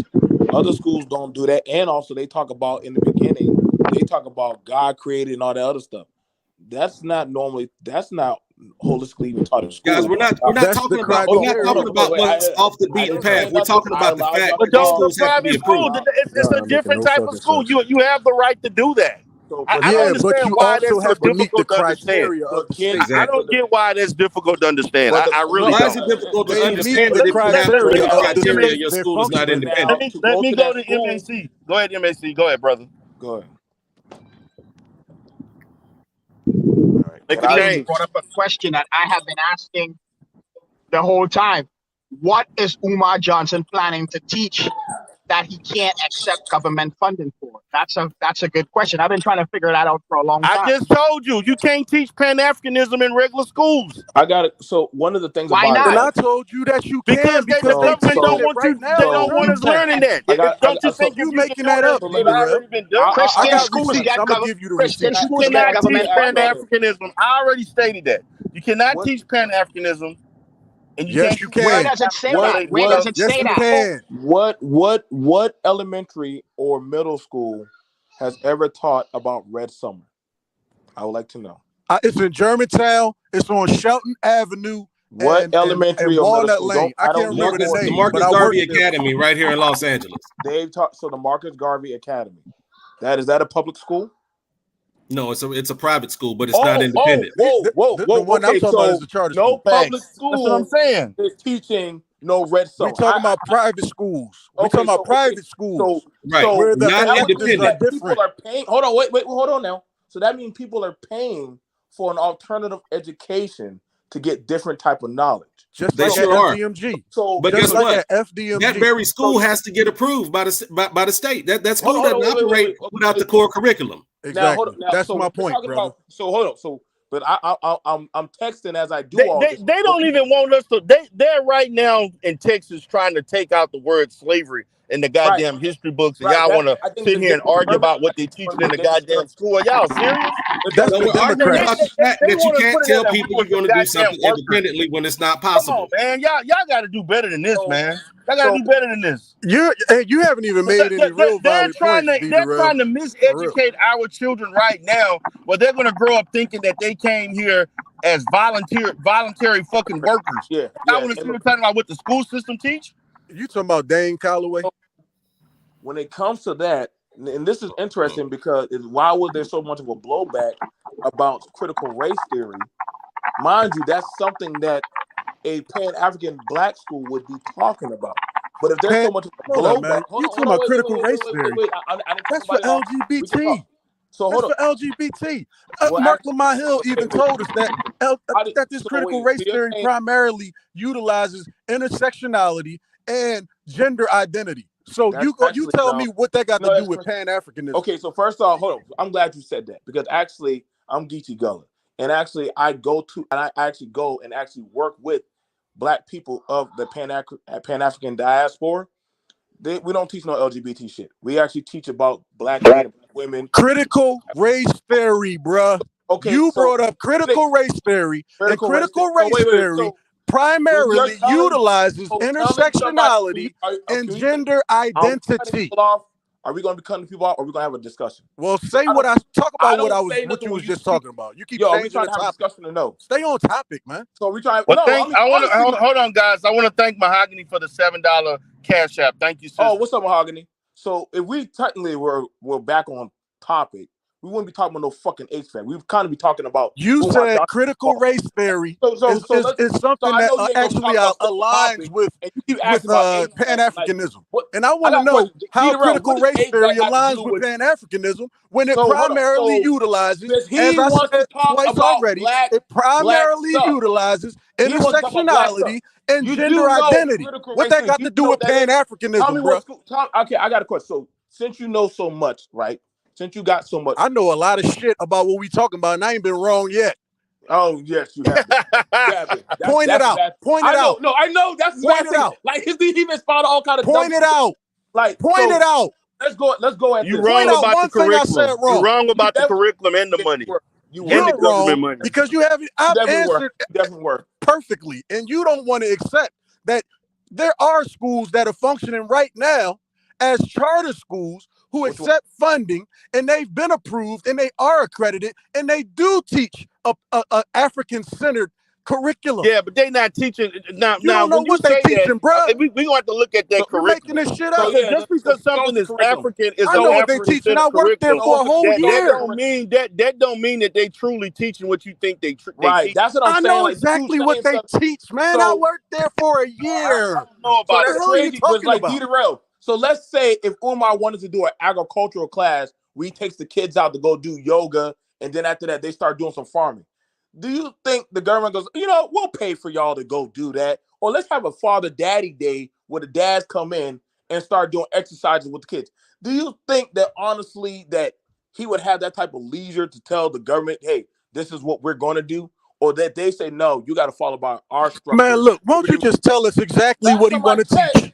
Tell us exactly what he want to teach. Then we can figure out why they won't give him no funding. So let's look at that. Y'all won't tell us that. So I'm glad this guy's saying it. The school that was doing stuff like that got shut down. There was a black boys' school. Shout out to Information Man who's up here also. No, tell us what Umar wants to teach. Doing that, you talking about something else? Shut down by the government in the state because guess what? They refuse to go by their criteria of their standards. Right, and that same thing is going to happen even if you don't take any money from the state. Why don't you get that? You cannot function as a school and be accredited if your curriculum has not been approved by the state, man. It don't matter if you don't take no money. You cannot be a school. The Asians, the Jews, different other groups have no problem pouring money into their schools and into what they want. And if they can have $10 trillion, and if their curriculum is not approved by the state that they function in, they will be shut down. Brother, the only way it won't get approved is if they're not teaching the core classes. I keep saying that. If you teach something that does not consist of the core classes, They're not going to approve it. You have to have that They're not going to do all the other things. I don't know why that is so hard to understand. I don't understand why that's so hard to understand. It's quite simple. Right. You have to have English. You have to have math. You have to have history, science, and different things like that. You can teach all the other courses that you want that are relative to the school that you have created. The general knowledge. But in essence, you still have to fit within the Board of Education. That's all I'm stating. Hold on, D-Durrell. So what you trying to say is that... What's going on, Woman Spirit? How you doing, Queen? Appreciate you for coming in. But go ahead, brother. So what you're saying is you can talk about whatever you want to talk about as far as like Pan-Africanism, but you have to follow like the core, like as far as in like math, reading, science, and all that. Yes. So he can teach his. So he can take the funding and teach his own shit if he wants to, right? You what? So he can take the federal funding, right, and teach Pan-Africanism, right? That what if you're you trying take to say? The federal funding, you cannot. They will not approve you teaching that. Right. Okay, yeah, like I support that. Like, I don't got no problem with him not taking federal funding, but he got to find a better, resourceful way of coming up with his money. That's the problem. Well, see, but that's all. See, that's the thing about a red pill. Is like, if let's say you go to go get a loan, right? Now you already know when you go get a loan, they're going to have a contract of stipulations towards that loan. You understand what I'm saying? Right. Versus you go get the money yourself. Can anybody tell you how you spend or what you do with your money? Not at all. Because you got it on your own. You got it on your own by your own people and your own design. The thing about it is that the man saying, hey, I'm trying to do this, not dealing with that of the government. You think the government going to allow, like when I brought up Red Summer, I have yet seen a school openly say we're going to teach kids about Red Summer. You understand what I'm saying? They're never going to do that. I never seen a school actually holistically ever go over Garvey or talk about certain. They'll probably talk about Martin Luther King, Rosa Parks. You know, the general, the typical, simple stuff, the whitewash stuff. Right. So let's use that. So let's use for you think they'll actually go over how they actually furthered the procedures of how they got procedures done for women. They're never going to tell what they did to black women. But see, in the Pan-African school, they would actually go over that kind of stuff. They said, listen, this is how these things happen. And this is how we can build off of it. Black men, these are things you need to be knowledgeable of coming up. That's different when you're in power of your own school and your own fruition versus of you have a system. Granted, we already did a few shows of how certain schools, right? Because if they refuse to have taught certain agendas by the government was threatening to rescind the funding. Facts. So why would the government threaten to rescind funding? Because now your school's dependent on that funding. Versus if you're not dependent on that funding, them saying, well, we ain't gonna give you money. Well, shit, we ain't never took your money anyway. So what we worried about? And that's not something wrong when you got an independent label, like an independent record label. They're not restricted like bigger major labels of artists who have to answer to that record label. Well, I don't have to answer to y'all. Shoot, I pay for my own song to get played on the radio. And if I make it, I make it. If I don't, hey, it is what it is. I'll get it up there. That's the thing about it where I don't have a problem if the man said I refuse to take it. The minute he started talking about Pan-Africanism and about certain things, that's when he started catching pushback. That's when he started having the pushback. And we can't say that that's very disingenuous, but there's other groups who do not want the government involved in their school. I know a Puerto Rican charter school that literally, oh man, they fund their own, they fund everything. They got auto body in that school. They got doggone culinary cooking. And I'm not talking about like no Betty Crocker stuff. I'm talking about like stuff like little frits that the Hispanic girls make at the vending shop. They teach all them girls how to do all that stuff, crocheting, all that stuff. The state ain't paying for that. Them Puerto Ricans are paying for that, for their kids to learn all that stuff. So I don't see why there's an issue with a black man or a black woman saying that they want to be independent and stand on their own 2 feet. See, all they're looking Yeah, at is money. See, the thing about it is, yes, the capital is important because it allows you to operate daily in regards to the day-to-days and all incidentals that occur because educating a kid is expensive. But you got to understand, when you accept government funding, you particularly federal funding, yes, they're going to give you that money, but then you're going to have to do as they say. You will not have the freedom to operate and function the way that you the best school anyway, because so that it don't reflect the typical American school. And that's the whole purpose of the schooling, from the beginning. So why would you go yeah, about accepting money that won't allow you to do what you basically was setting as a fundamental tenet of the school at the beginning? Like that's like hypocritical. You're a Pan African school that wants to teach things in regards to Pan Africanism, in in our community, the history of Pan African, and as far as Black people being self sufficient. But then you accepting money that will not allow you to do that in the first place. I That think the defeats thing the whole is about purpose. what Recognized Game was saying is that it's to the point where it's like, bro, where does money gonna come from? I think he coming from that perspective. You know what I'm saying? Yeah, well, see that's up to the Black community to answer that question. Right. Everybody keeps saying where the money gonna come from. He asking the Black community, Hispanic people, Asian, Jewish. They don't. They don't have a problem getting the money they need. They'll drop the dog. We're not the biggest, respectfully, on, and just correct me if I'm wrong on this, y'all too. We're not the biggest on supporting Black education. And that's what That is I was true. basically saying the whole time. So we're just not the biggest But on but supporting Black BMT education. though, What's up, your brother? man's over here stopped donating though. Yeah, what you feel about that? That's his choice. Like, I can't listen. So That's so he be so he be talking down to other people who see this, looking outside the window, be like, damn, like I don't feel like donating, even if the people inside the house are donating. Like, you see what I'm saying? See, no. And so what I said about this, Red Pill, you heard me on the panel. I said, listen, if you don't rock with Dr. Umar, step to the side. I gave some money to Dr. Umar, right? Gave the money. It was what it was. Hold And on. after that, So do you plan on giving more money, or are you done? no, I'm just sitting to the side. I gave what I felt on my heart to give, right?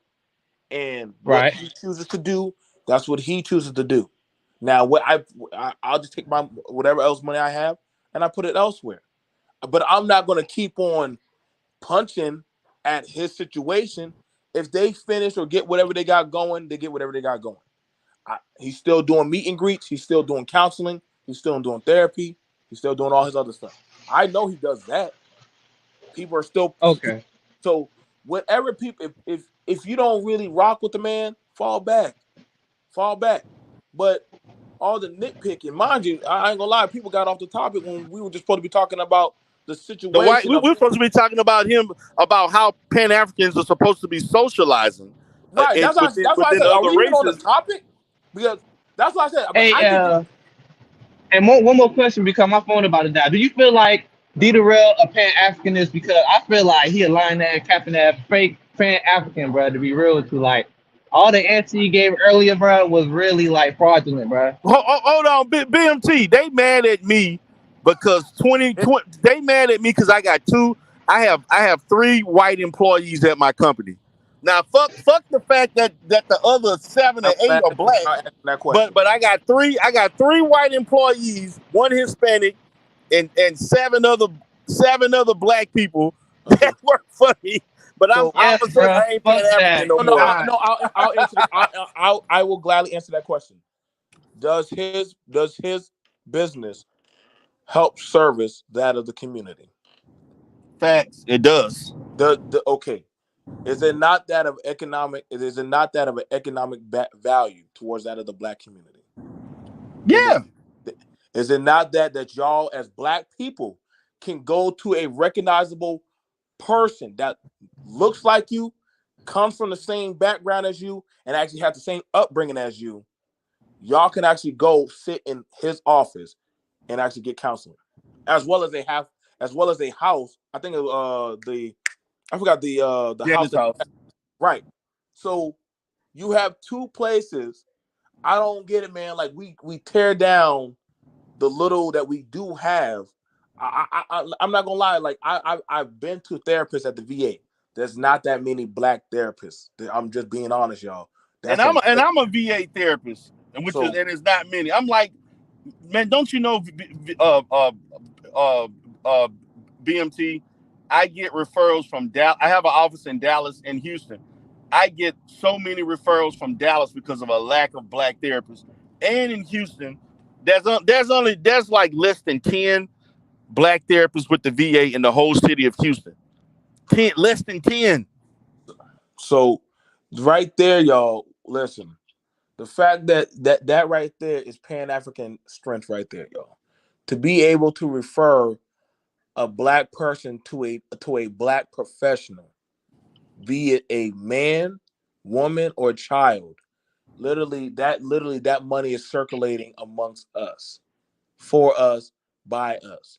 In other words, I don't have a problem with that. So he hires them. Listen, y'all I hear nothing when y'all go get any other race's food, when y'all go get merchandise from them, when y'all go to a major franchise.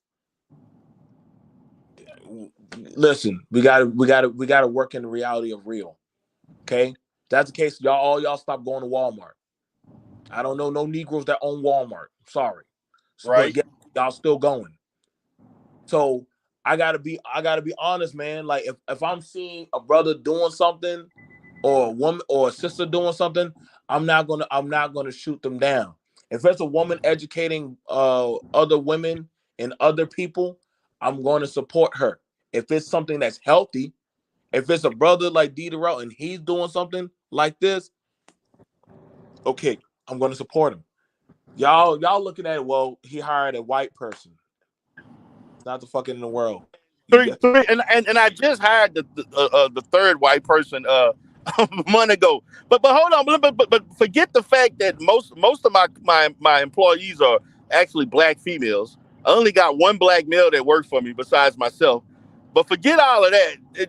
Forget that I'm these and I'm actually paying them a good wage. This is not no $10, $12, $13 an hour job. I got employees making over $40 an hour. So this is not no penny pinching positions that they're getting paid. You know what I'm saying? Damn good. Like y'all gotta listen, man. We gotta stop picking apart what little we do have, man. Like we gotta stop picking apart that stuff. Y'all, like it's nobody, and I'm sorry, but it's an uphill fight. Like I said, I looked at the video. I'm not Dieter, maybe you should have played the video for them. Like the man was literally just being social. The man was just social at the mall. Like, I'm sorry, but I don't encourage y'all, even if y'all are, Man, look at this. See, BMT, look at this. D-Direct is 70% Pan-African.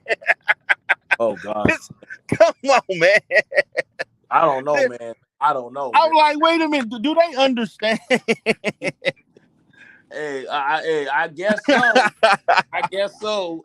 I mean, but see, Recognized Game want to say that, but see, them products that he got in that storefront are those black drivers that are driving and transporting those products to you and transporting them to your clients.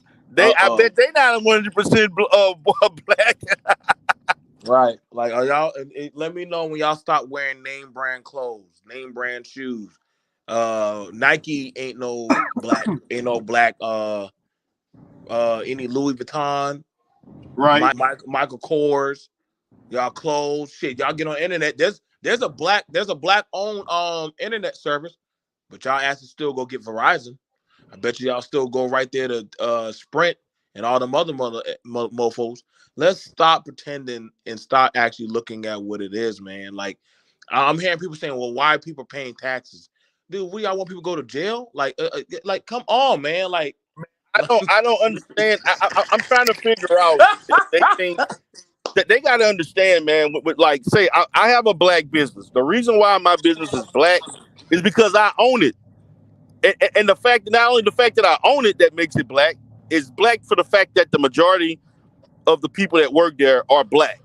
Now, and I'm sitting there like, I seek out African Americans to work at my business. Most of the people that work for me are actually African American women, because there's not a lot of men in the mental health period, and particularly when it comes to black people, you're gonna have a far easier time finding black women and there's hardly any black men. Number two. So am I gonna, like, because I'm having a hard time finding qualified black women and men, am I just going to sit on my business and allow it to suffer just because I can't find a black person, but I got other people that are of other races that are able to do the job? That's bad business. That's bad business, and it happens in cycles. But there's situations in which my company was, everybody was black, but then people leave, come and go. They find new opportunities. They move on, and other people come in. I mean, it's singular. You're not going to have a consistent 100% all the goddamn time. Right. Hold on. He talking about the taxes. Yeah, but look, Oh, God. I'm gonna say this, man. I guess black people not supposed to pay taxes. I'm gonna say this, and I'm gonna say this wholeheartedly. And BMT, you have supported other schools, right? Yep, for years, still do.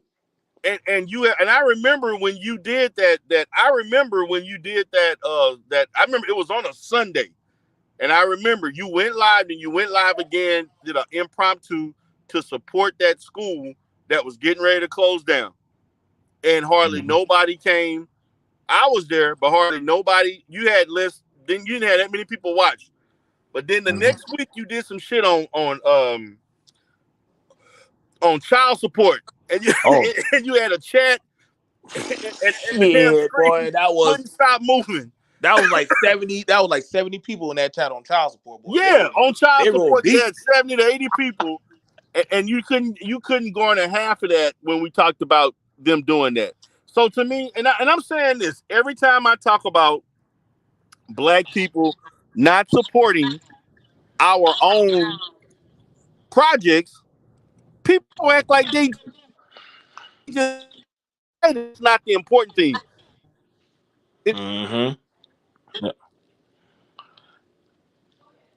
Because yeah, it's gonna be difficult. But people are acting like black people gave enough money. They didn't. They didn't give enough money. That's just the facts. And I'm not trying to look down on the black community, because a lot of that shit, Umar caused a lot of those problems by stuff that he was doing. So it ain't in no way I'm trying to take the responsibility off of him, because he was partly responsible. But at the same time, we cannot, as a black community, not take responsibility for the fact that we don't. And not only that, BMT, what does the black crowdfunding sound like for different businesses and stuff like that? Are we doing it's a lot of things as far as us investing with each other that we're not doing. We holistically don't. Anybody who definitely is into business. I've been in it for years. I know you have your business. I gotta be honest. I got more support outside of the black community than inside. We just don't holistically support or want to pay to actually get it started, or God forbid, to keep it going. Like, even if, like, let's say Umar had got the money, right, to get the school started, that doesn't mean it would have to stop. We would actually have to keep it going. We would actually have it where people, like, y'all gotta understand, like, some of these private schools from other groups, they have people, professionals, or people from different backgrounds, and so people with money or influence. They're keeping those things afloat and running. So black people, we holistically, and I'm gonna be honest, this is be fair, even to the men. Black women are kind of more better at it than black men are. Black women will probably still try to keep a group home or a house or something for the women going. But as far as it goes for black men, shoot, you might say, I hope to God you got a good credit loan, or be ready to take out a second mortgage or something like that, because you're not going to really get that support like that. And that's just a reality that why a lot of black people, they kind of don't, if they would like to do business with black people, but they know that they're going to probably take a loss, or that they're going to be under a huge screen. God, like, you know what I'm saying? God forbid that you mess up, or you come short, or you have some stuff. We definitely critique or judge our own businesses much harsher than other people. Like, we have like a zero tolerance for our own people in their own, like, their own mishaps, So, and that's just very sad that we're like that. So it was going to be the many. I'm just saying, we're not big on education. We're not really big on when it comes to education. So that you already know. Hell, you're in the field right now. You probably get, like, I probably, and I'm not even putting it, you probably have more clients that are non-black than you do that are black. And we already know that the black community has a big mental health problem. But, and like, just saying, man, it's just one of those things we do not support. So Umar, I remember at one time, correct me if I'm wrong, he was doing free counseling on Saturday mornings. You could call in. Now he had the Wednesday consultations that he did with the black parents and stuff on their boys, and that was for free. I know a few people that called in. He didn't even charge you. Now, listen, nope. I'm not no fan or anything. I'm just telling you off of what I know but it was a call in that you could call him. He will consult you. He'll give you information that you needed, and he'll even tell you where you need to go. People weren't paying him for that. Right. And he would tell you, he said, yo, y'all do know I'm supposed to charge y'all for this stuff. I'm not charging y'all, but y'all need the help. You know what I'm saying? He was trying to help black boys stay off of medication and stuff.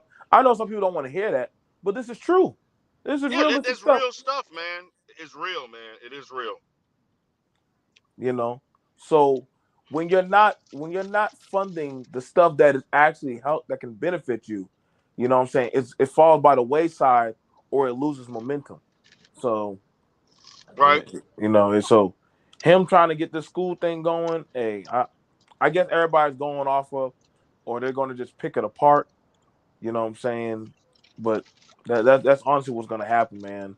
Like, shit. It is what it is, man. It amazes me. People were more happy to go fund R. Kelly shit than goddamn Umar Johnson stuff. That's what blows my mind. Like, they were more funding him or T.I. or stuff like that. I think that's the problem. Black professionals or people that are actually meaning well to do for blacks do not holistically get support. I watched it from the crowd. People were trying to get this man's license taken away, and that was crazy to me. I'm like, wait a second. Like, other people were watching, but there were the black people who were going hard to have this man's license removed. And I'm like, yo, dude, that's a whole doctor. Why are y'all trying to have his credentials stripped of him? He don't need that, because I'm like, yo, dude, like, when we get rid of all our doctors or all our professionals, what then? What do y'all have? You ain't gonna have shit. Like, I'm just saying. You won't have anything to fall back on but a dysfunctional community. Like I said, man. I mean, I don't get it, man. And see, the thing about it, like, I did the video, man. It was, and I kind of knew it was gonna go this route, where if I talked about Umar, it was gonna be a bunch of people wanting to change the topic to the school, because when you talk about them, they're gonna force that to occur. They're not gonna keep it to the fact that I just wanted to. Man, I had planned to go on for like an hour and a half and discuss the issue about how Pan-Africans are supposed to function with other groups of people. They acting like Pan-Africans are some goddamn Ku Klux Klan, where they just put that, you just straight up ain't gonna do whatever, and that's your tenant. even the Klansman interact with black folks. He may not let you know he a Klansman, but you know what I'm saying? Like, I mean, that's just what it is. Yep. I was trying to say that, like, hey man, people there, there are politicians that look like you that really don't even rock with you. And I'm like, and see, that's the thing about it, where I'm like, yo, man, like, we got to change up on this, on how we're maneuvering, man. Like, other groups will take your dollar and use it towards their benefit of their vices of what they need. You know what I'm saying? Right. That's why when I brought up about the critical race theory situation, and we've had educators like Art Nostal, we've had different other people who actually are educators actually say, hey man, they're not teaching actual Black history. Like, they're not actually teaching that. Like, and I can tell you right now, if they actually started teaching history about what actually went on during those times, or the actually Black, like, a lot of people don't even know stuff that Black people have done in history. The only thing they keep talking about is BLM and stupid other shit, or just Dr. King. And there's just so much more things that we have done towards it. So whenever we talk about reparations, why do you think you're seeing so much of a blowback of when Black people have so much disdain against reparations? Because they don't know history. They don't actually know proper things that actually went on in this country. Right. So if you started actually educating people about the stuff that actually went on towards why, I bet you I didn't know there was a class of Black women that actually wanted to put a lawsuit against the medical practice, because we had a huge, and I think me and D. we just talked about this yesterday. We had Black women be dying on the medical table the most. If you was in a Pan-African school, you would know about that. So you would understand why there should be a big push for Black people going into the medical field. Right. That's not taught. How many schools still teach home economics, teach proper economics? Not a lot of Black people understand about taxes, how to actually go about getting fixing their credit and stuff. If you have your own school, you can properly educate. That's one of the biggest issues. Black people are not properly financially literate. They're not. They got to learn from other outsourced places or go get a higher education. But I find it interesting, when I was still in the military, there was a private school. There was a private school in Connecticut where they were teaching Jewish kids about how to do taxes. These kids are only in 7th grade and they were already knowing how to do taxes. Man, they teaching them, man. The Jewish kids learning that shit at 10 years old, man. They were learning about before they're in high school, they know how to do it.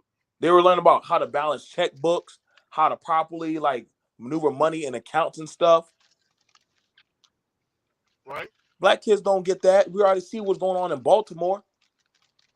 They just passing us along or different stuff like that. And I'm happy for the brothers and sisters that do make it, but it's hard. It is not getting easier for the Black diaspora. Mm-hmm. It's not.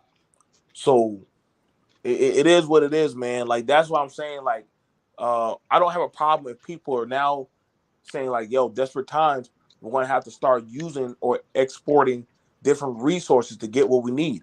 I'm sorry. Right. We're going to have to start doing that, man. And people are pushing against it. Oh, no. Just use your own people. Well, if my own people ain't gonna properly help me, I gotta go well so I can go get the money sometimes. Umar's not trying to do that. He a better man than me on that part. I'm like, hey, you good, bro. You can have that fight. He's still trying to stick it out with y'all. Right. So it's one of those things, man. It's one of those things with a huge critique. You know what I'm saying? Like, I get people talking about, hey, you can't be, but I'm sorry. We can pull up other groups. The Amish. We could pull up the Mormons. They're independent. Ain't nobody telling the Mormons how to damn run their schools. Ain't nobody telling the Mormons how to run their schools. You got the you got different groups that are doing their own independent thing. Right. And the thing that those independent groups have in common is that all of them are non-black people. So here's the thing, y'all be sure to come over to my page, man. I'll be breaking down the system. Yeah, but it's a matter of law, not a matter of race. Okay, I'll be breaking down the system of racism, anti-blackness.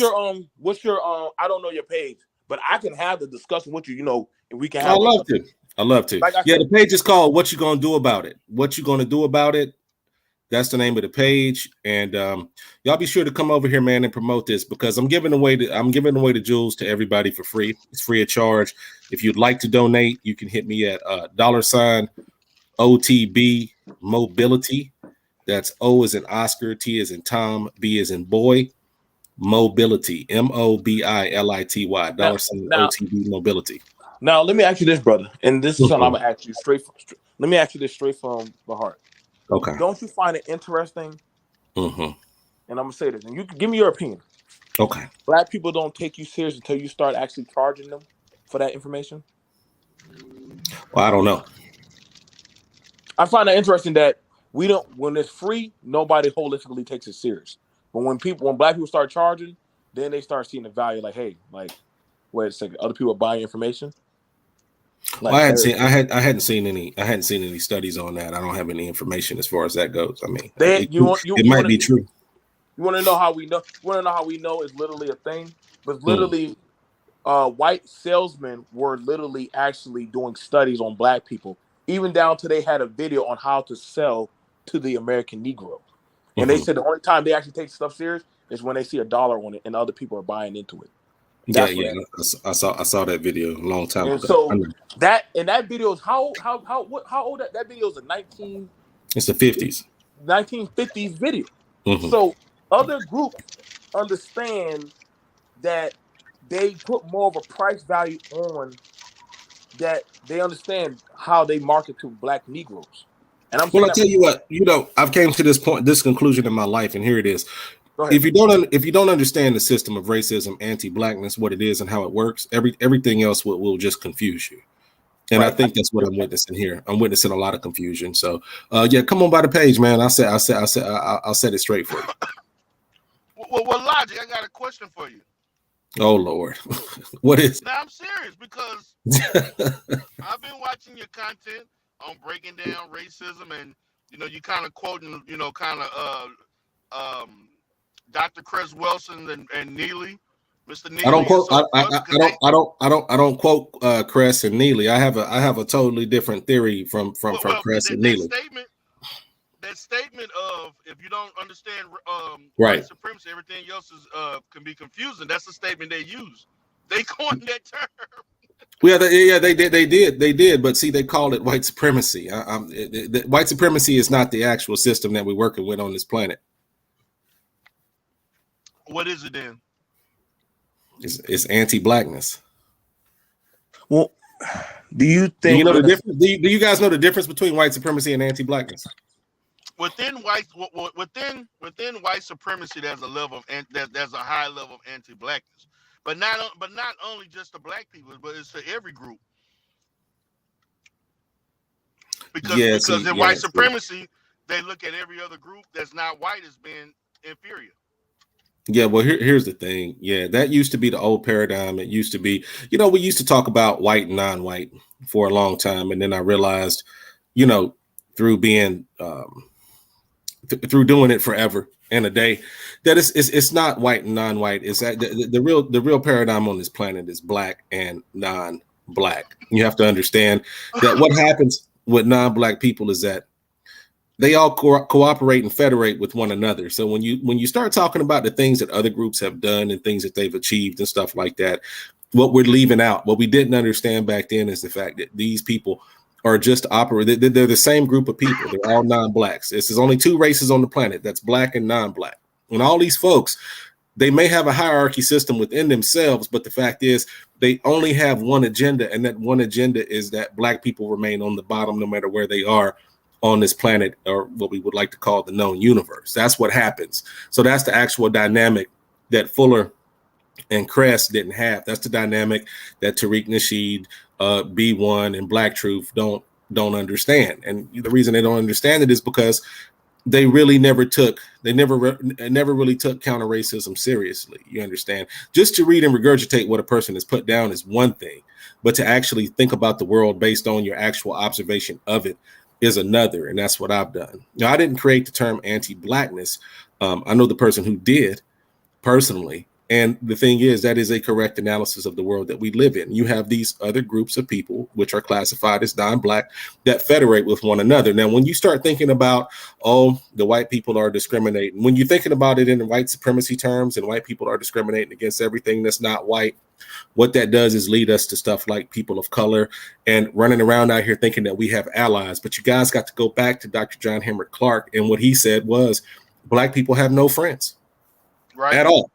So with that being said, what I'm talking about is you've got a whole nother group of people. Black people themselves are the only group of people that are considered other on this planet. We are the only other that exist. Everybody else is just federating with one another. That, like I said, they'll have their squabbles, they'll have world wars, they'll do different things, but they federate with one another. And the thing that never changes is the position that black people around the planet remain in. So that's what I talk about on my page, man. We talk about the system of racism, anti-blackness. As far as I wouldn't even have to open a school to do that because I do it right on YouTube and I do it for free.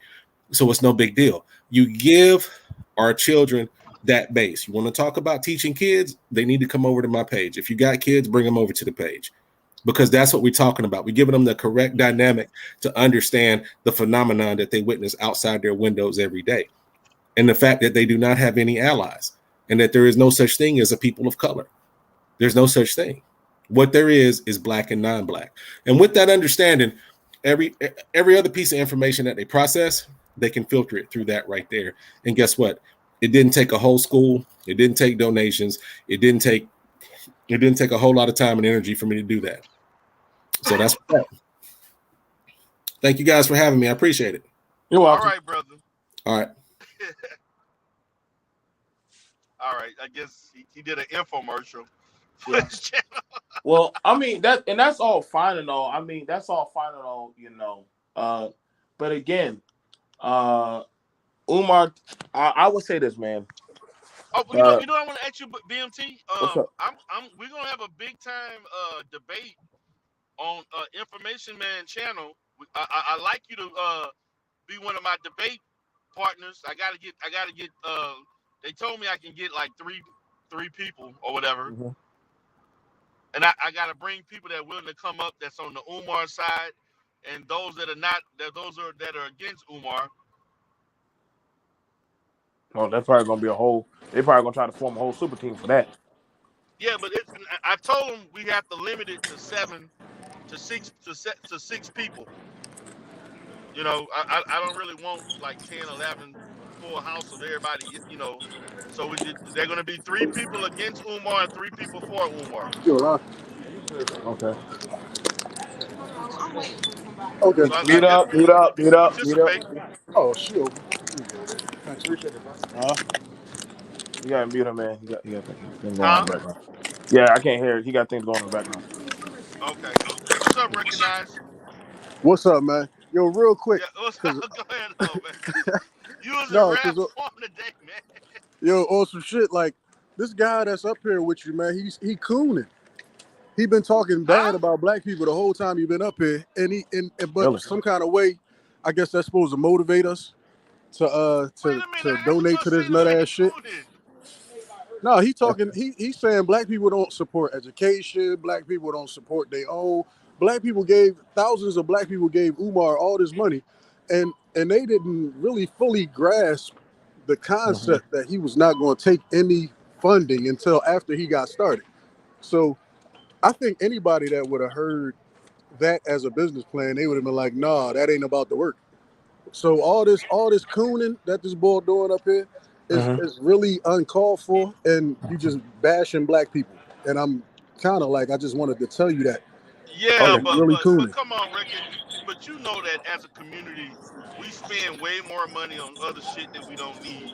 I don't know that that's true because other communities obviously spend money. Now, other communities spend money on whatever they want, and they just happen to have never been robbed of the transfer of wealth. This guy is cool, though. So You know, other communities didn't get robbed of all their intellectual properties and all of our inheritance, and they didn't experience convict leasing, and they didn't experience redlining. Thank you.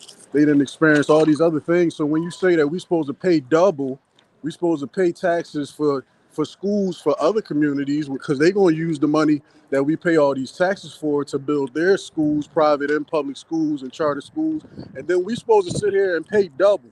When we the poorest community demographically, like I was trying to tell you earlier, we are the poorest community economically in shambles. And y'all want to tell us that we're supposed to pay double. And then it's after thousands of people contribute to this bullshit, y'all want to say that he didn't get any support. So let me ask this question. So let's ask this question. So how is the support for black men supporting black boys with mental health? First of all, that's not what we're talking about. No. I asked you a question. No, was that a fair question? I asked you a question. Was that Answer a fair my question? Why the fuck is you cooling? Answer my question. Don't answer my question with a question, bro. All right, if that's what you're gonna do, then we could just. This man saying that black obviously you don't have no answer for why you up here cooling. Supporters of education. Since how long ago has that been? What'd you say?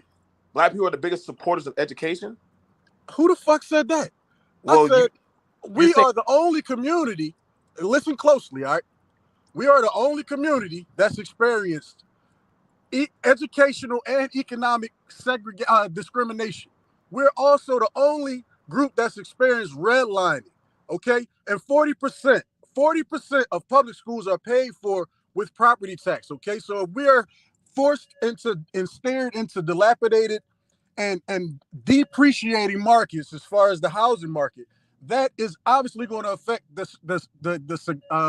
funding for our schools and our communities. So you have to correlate the two. Right now. So if you want us to pay again after we've been robbed and we pay taxes, then you want us to pay again. That's ridiculous. Okay, so don't tell me that we don't support because we already pay taxes. That's supposed to that Umar's supposed to take. This dude's on some. Okay, so let's not use even Umar. Let's just use. Talk about Umar. That's all I want to talk about. I don't want to talk about all this other shit. So okay, so why you up here then? Why you up here? Because we're talking about Umar and you keep trying to change the fucking topic. We were literally talking about a holistic another topic. You started talking about Umar, nigga. No. I want to know why you cool. No, why you keep telling everybody black do I do this on your panel? Support black do I do this? Do I allow Umar got thousands of supporters? Are we doing this right here? D-Darrell is one of them. About your education shit? And you one of them. Or you want to do this right here, D-Darrell? Let me know right now. Cool, man. Y'all niggas be cool. Let me know how we want this to go right now for today. Let me know how cooning. Let me know. That is cooning. I need to know how this. You're not gonna tell me black people don't support when they just gave this nigga $2 million. Let me. I need to know how we gonna go from here on from this for right here. That's just a matter of fact. Man, I don't give a fuck what you want to know, nigga. You cooning. I don't give a fuck what no coon is saying. I need to know. Fuck you, nigga. Right now, everything you saying is cooning. Black people ain't shit. Black people this. Black people spend their money on this. We ain't got. All right, y'all niggas need to cool down. So what's up, King of Kapala? Man, what's going on, D-Darrell? What's happening, man? What's up, man? I gotta give him a break, man. What's up? Yeah, I'm checking them out, and I see they passing. I like they drive. You know what I'm saying? But it's a lot of important stuff that they, you know what I'm saying, not interested in. I don't think, but they just probably don't know about it, and they probably wouldn't split it. You know what I'm saying? And I would, you know what I'm saying? Like, I've been, I travel places, you know what I'm saying?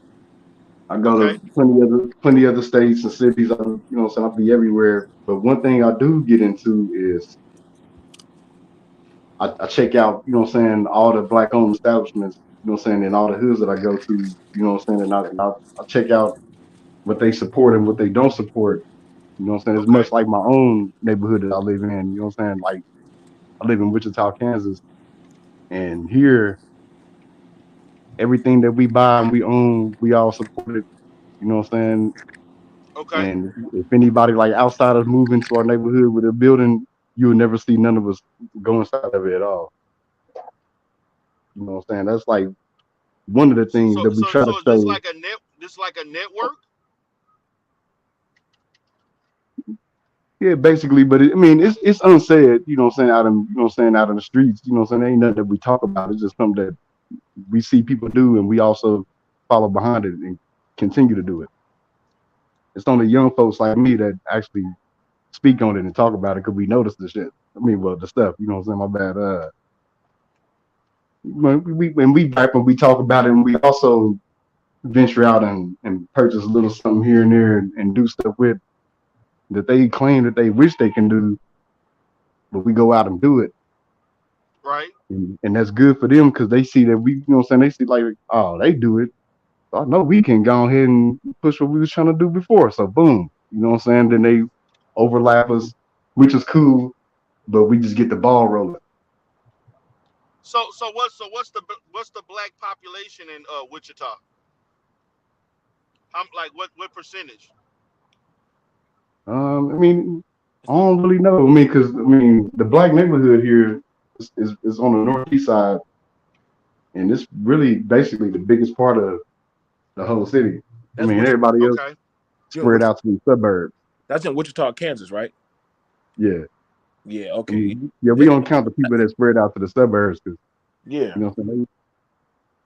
Because around here, it's lots of people that live in almost every house. Right. So is that like, so what you think, like, as far as black ownership of businesses, like, is it like in its own little enclave to itself, like on the east side, or it's kind of spread out throughout the city? We rock out and buy stuff over here in our own hood, you know what I'm saying? Not a lot of people is interested in doing it because, you know what I'm saying, when you got to build something, you got to build it from the ground up.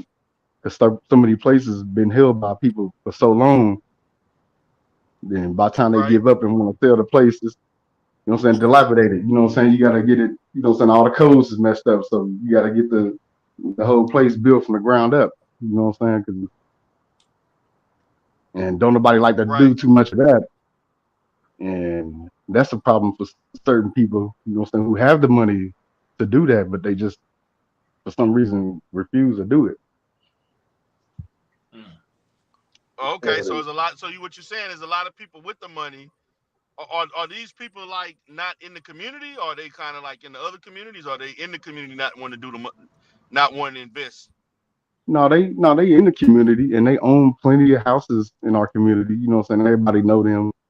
They, you know what I'm saying? Because everybody rent their houses from them, so we know who they is. We know what they own. Oh, so do they got like? Is this like they own real estate thing or whatever? Or are they just privately owning these properties? No, it's like a good number of big families that's, you know what I'm saying, that's into that, and of course all their kids and grandkids venture out and try to do what they do, buy stuff. But of course, you know what I'm saying, not everybody is smooth enough, and you know what I'm saying, and really, you know what I'm saying, invested in it, and go be on top of everything. Like, yeah, you know what I'm saying, put the mark this off, boom, put the mark this off, boom, all this is done, be out of here. You know what I'm saying? You don't got too many that's like that. And they get the wrong people. They get the wrong people in their ear, and they end up selling their stuff dirt cheap. And next thing you know, some white people or some Mexicans got their stuff. And they gentrifying. Yeah. And that's one thing that me and my small group, we battling against that, and we speaking out against that. You know what I'm saying? Are y'all buying the properties, or are y'all just speaking about it? If you don't mind me asking. I thought you might have heard when I was talking. I didn't get to hear everything. I was kind of in and out, bro. It wasn't disrespectful. No, that's something that we most definitely do. Okay. All right. No. Okay, that's good. Yeah. That's what I'm saying. That's what we were trying to. It wasn't. We purchase empty lots, and we love when they come talking to us, like, hey, we give you this. No, get out of here. You know what I'm saying? Then we talk real crazy to them. You know what I'm saying? They ask again. You know what I'm saying? What is you over here for? Why are you asking us these questions? Because now we think you're the police, and you might get jumped by the little dude. So, you know what I'm saying? All that. Yeah, we buy, you know what I'm saying? The house come up, boom. We do like they do. We call the bank, find out that somebody messed up on some mortgage. Bam, we got a double wide 2-story house with a full garage, you know what I'm saying, for $3,000. something like that. No, I get it. I get it. Okay, so in other words, when people default on their mortgages or doing that stuff, y'all seize it before. I get what you're doing. No, that's actually pretty smart. There's people over here that do that. So no, that's actually pretty smart. Now let me ask you this. So let's say somebody says, hey, I can't keep up my property, I can't keep up my home. Would y'all be willing to assist? Or is it something like, hey, y'all are just grabbing properties and like y'all like house flipping for y'all own self? You get what I'm saying? Like, are y'all just flipping? Now we bond it up every way it can be bought. Like any opportunity it comes up, or somebody want to hand it over, be right there. And some people we just up and ask. I mean, because they if it's just sitting there for like 2 or 3 years and they got crazy grass growing up around it. You know what I'm saying? We noticing we like, man, we might want to do whoopie whoop over here. Right. Go talk to Vernon now. You know what I'm saying? Like, what's up, old Vernon? You want to sell whoopie whoop? Nah, because ain't nobody gonna pay my price. What's your price? 200,000. Oh, you tripping? You know what I'm saying? And now the building could sit there. You know what I'm saying? Even longer. But then, by some weird fate, the person always die, and bam, they sons, they crazy nephew come from out of town and sell it. You know what I'm saying? And run everybody off. You know what I'm saying? They sell it to some jackball that show ain't finna do nothing with it. They just want it just for having it. Yeah, I got me a building right here on 17th and Whoopie Whoop. Like, what you got it for? So ask me, because you kind of mentioned that the property seem to be cheap right now, right? For sure. So for the size, do you know how big for the size of the building that Umar got, like for that whole campus or whatever, like what you think the going rate would be in your city for like a building like that for the school, the FDMG Academy? Like, obviously it sounds like that could have been a cheaper, well, even though he got it for a good price, but it seems like the prices are real, it's a buyer's market where you at. Man, Umar could, with the money he got, he can purchase enough empty lots and whatever is around it and build a college campus. A college campus. I don't know about that one. And I build property. You can build something. Now, check me out. Now, you can build something and have it built and look like a college campus if you wanted to, with that kind of money. Like, okay, so you're talking like a nice little, like a nice. So you saying with the 750,000, because that's where everybody want to quote, Oh man, 700. Yeah, that kind of money. Yeah, that kind of money. Yeah, like I said, a college campus. He can have him a Duke University over here on the 16th and Spruce. Come on, man. Oh God.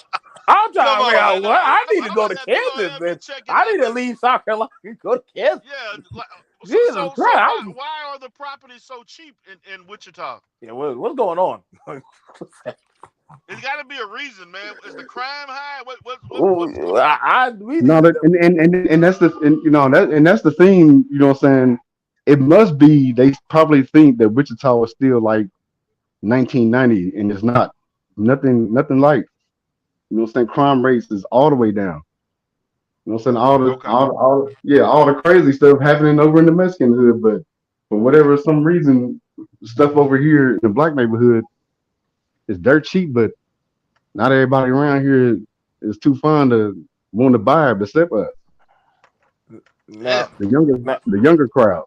Now, here's the thing about it. Like, so when it comes to like, sound like y'all doing some pretty good stuff. What kind of stuff, like placement of jobs and businesses and things, are y'all as black entrepreneurs setting up in there to make people want to stay? You get what I'm saying? Like, what industry or things are y'all setting up to make them want to stay? Yeah, it's really food places and barbershops and jewelry stores. Okay, so that's just like that's basic in any hood, pretty much. Yeah, basic industry, Yeah, but that's all I'm saying. Like, I would like hopefully, because when you're looking at a food desert or a town, you would hope that One, there's like a hospital, a plant, different things being set up or like put out there. So then I have a reason want to stay to build my family. You can I don't like for me, but I flip homes. You get what I'm saying, brother? Like when they come to like starting to redo piping and you got to start hitting certain zoning codes and certain things you got to do, those things start chalking up really fast, like very quickly. If you got to wrap the pipes, got to redo the concrete. I've seen it where people who started to like, especially if the building has fallen behind on certain things and you got to meet the requirements of that area. Oh yeah. Oh yeah, all right. I know what you're saying. But Right. here, Yeah. here that stuff is kind of relaxed. Only thing you need to get Oh, is okay. the roof, the electricity, the floor, and you got to get a PVC pipe. Really? Well, sound like you need to be doing the stuff for Umar, man. You seem to know a lot. We're having that logical. You're gonna do it for financial, free. You're gonna but donate your time and your labor. That's what you're gonna do. Man, come on, man. Y'all, now, so, but see, you're having. You see how like you started when we started talking about it, and then you brought up something very interesting. How you said, well, because you can't even open up or even touch the doors until the zoning manager comes out there and he actually starts walking around and say, hey, that's not up to code. Then you got to have the fire marshals come out there. These things start costing, adding up. And hopefully, depending on where you are, and if the building now, you also got to be careful with this. How old is the building? Because some buildings come up as historical landmarks. And if they are, some things you can't holistically change. So you got to build up around it. Like I know certain parts in New York or like I'm in the Carolinas. If a building is an historical building, oh, you can't take the bricks down. Every brick you take out, that's $2,000. Yeah, a general contractor would have told you all of that the day that you decided, before you even decided to buy it. You would have took a general contractor into the building and you would have known exactly how much it would cost and have an itemized list of all of the repairs and everything that would make you able to meet code. Now tell me this, does Umar have a general contractor? Answer that, please, and thank you. Are you asking? He must be asking him. I don't really know much about Umar. I'm gonna say this. It's obviously he has something, but we don't know who it is. That's why you donated and I didn't. That's why you gave money. And you got the soggy face and I don't. Hold on, but wait a minute, because they're worth it. Let's not act like nothing has been done to this building.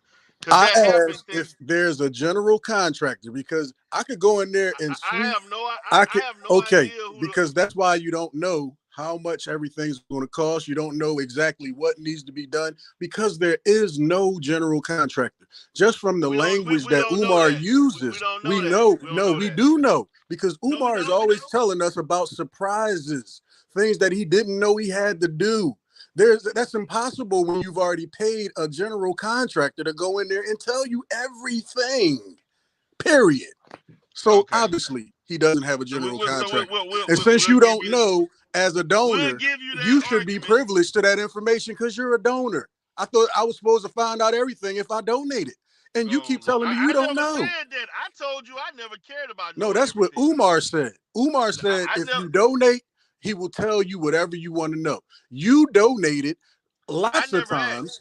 You donated lots of times and you don't know anything. And I know a lot. You don't know nothing.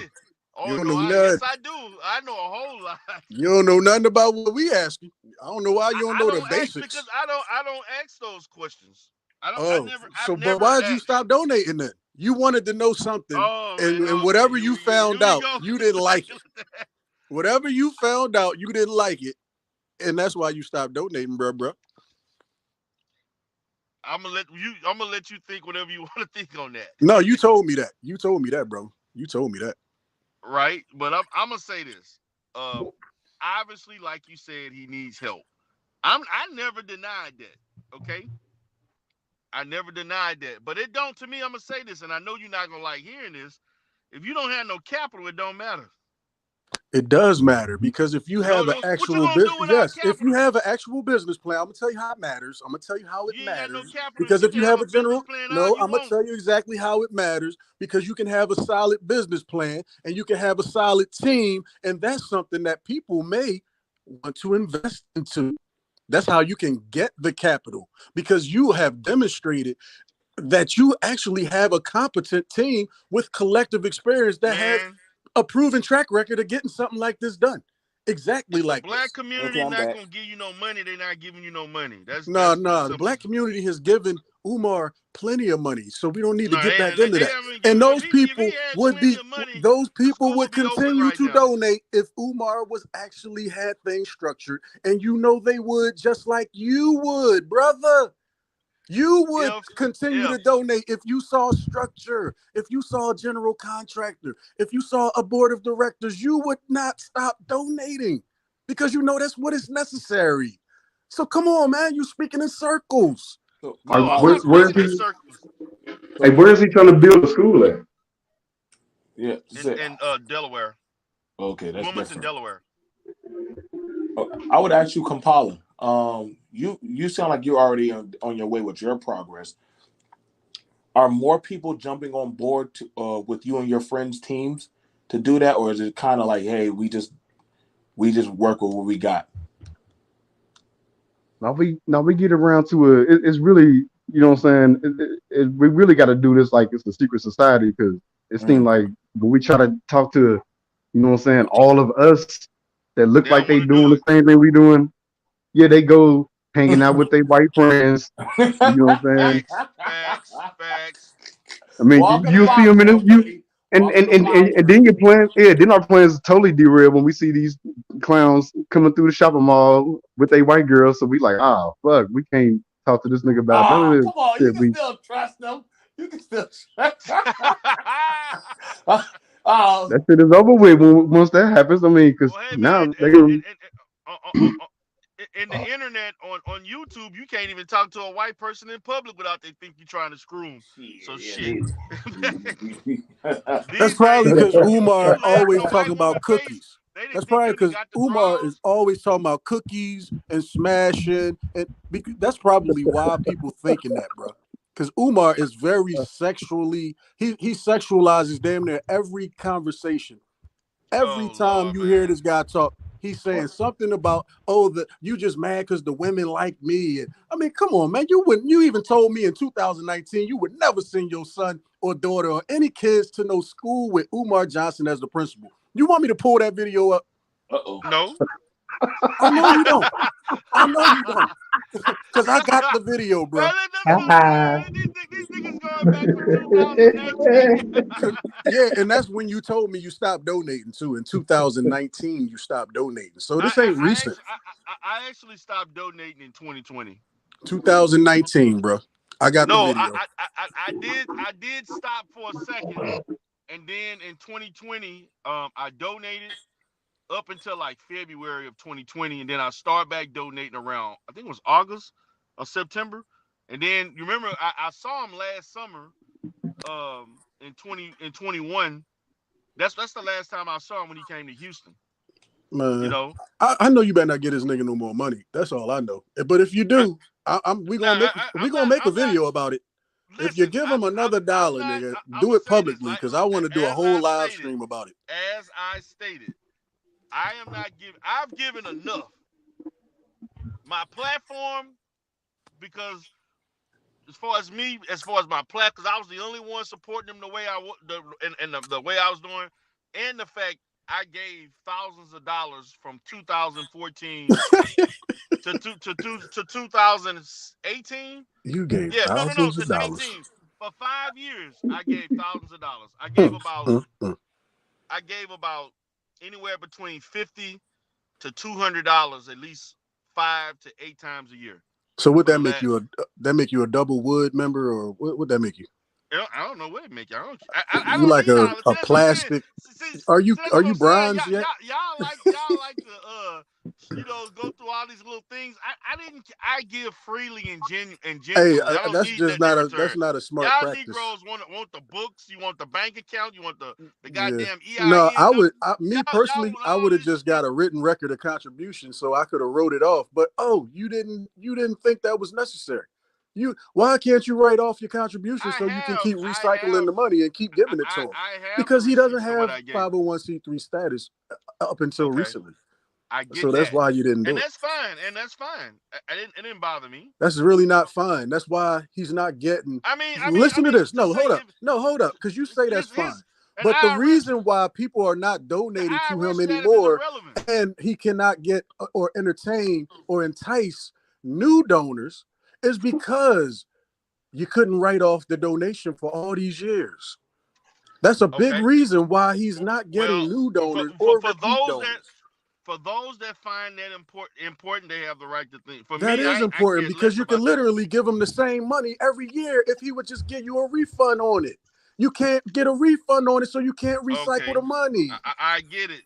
But all right, if you get it, then why is you not agreeing with this? You didn't give for a person that. I'm never gonna give him no money. I'm not giving him no money for no school. I would give him a donation for a speaking engagement if it was something that moved me, because he's not promising me nothing. But if you ask me for money for a school building, I'm going to expect you to actually be able to build a school. Recognize. Doesn't that make sense? He already me that don't make sense because the IRS would tell you that if you take money under the pretenses of a promise and you don't fulfill the promise in a timely manner, that's a scam. If you didn't give, your opinion don't count. The IRS say if you take money under the pretenses of a promise and you do not fulfill that promise within a timely manner, then you are scamming. I'm not a lawyer, so I don't know how that's supposed to be interpreted. I know how it go. You want to pull it up? Unless you got some law degrees, the IRS is very clear about this. I'm not taking it for verbatim. The IRS is very clear about this. You sound like make a change right now. No, the IRS, shit, bro. And then nothing ever happened at the end of the day. The IRS. Here we go with the IRS again. Here we go again. All right. Go ahead. Who else? All right. We just saying. Okay. I'm gonna say this for all of this evidence y'all got. For everything y'all claim, he should get why booked or is he anything. not I'm just saying the law says if you take money, I know what the law you promise something, then you got to do it, or you got to get. But that don't mean it's gonna happen. You know how many people promise shit that don't happen? Hey, and this is scam. That's not illegal. That's not illegal. If you do that, like you say, you bought a $47,000 HVAC unit with $47,000 of the people money, and nobody could find the HVAC. That is a scam. That's not against the law. That's a scam. No, it's not. It's not a scam. That is a scam. Why is it okay? If it's a scam, why is he not indicted? Why is he not indicted? Why is he not indicted? Is when you take donations all the time, recognize to the IRS answer the that question. You have not answer the question, any brother. money or taken in any money. That's also why is he not arrested and indicted? Because nobody's complaining about it. Yes, they are. No, that's a goddamn lie. You got a whole group of people complaining about it. What you talking about? All right, so you telling me that if you take $47,000 from a group of people and you claim that you actually made the purchase of a $47,000 custom HVAC unit that's supposed to weigh 11,000 pounds, that's on some crane yard somewhere that nobody ever seen, and then over a year later, we still don't see it. We haven't even seen a picture of it. Okay, how? Okay, why did? Okay, first of all, who's going to be who is going to the school to take pictures of the HVAC? The HVAC is not at the school. It's at the crane yard, he's supposed to show you everything exist? That he purchased, everything he purchased. He's supposed to show you, bro. He's supposed to show you a photographic picture of every damn thing. See, this is what I'm talking about. That's what he does every day. That's what he does every day. He's going live every day. He's on live every day. Why he can't just show? Brother, why does he have to show I don't believe picture of that it's everything a crane yard that's not charging him thousands of dollars a month in storage fees for the HVAC unit. Do you believe that? Recognize. Why did he have to show you a picture of everything that he purchased? The HVAC unit for free, he has the HVAC. He has everything you need. You have no proof to say otherwise. Where is it? Is that the crane yard? I don't know where is it. I'm not there to see it. How much are the people paying for storage fees? How much are people paying for storage fees? All right. Well, man, I got to get out of here, man. I'm gonna go I ahead guess it and don't wrap matter. it up. I guess it's $7,000 for real estate taxes every month. Okay. All right. $47,000 for the down. HVAC unit. We still ain't seen nothing. But Okay. it don't matter. So, any But it last matter to words? you because you stopped BMT? paying. You stopped giving me money though. Any last words, BMT? Yeah, man. Yeah. So I guess this is just how it is for black people. People are better off just starting a church. Honestly, you get better support from black people when you start a church or something. Don't say it has anything to do with black boys.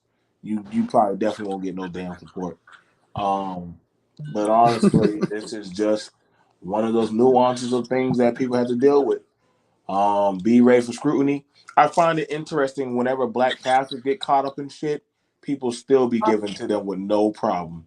People still get the black pastors and they get caught up in all kind of shit and fraudulent scams, and their doors stay open. So I don't know why now that people are like, in the uproar. I mean, if there was stuff that was literally fraudulently going on, as much YouTube videos and things people know all this shit, they would have easily been able to have him audited. Wait, I think they already did try to do that. Facts. So And it didn't work. So, I guess hey. All right. Recognize any last words, brother? Yeah, I mean, real quick, my man right here, he been pretty much bashing black people the whole time he been up here.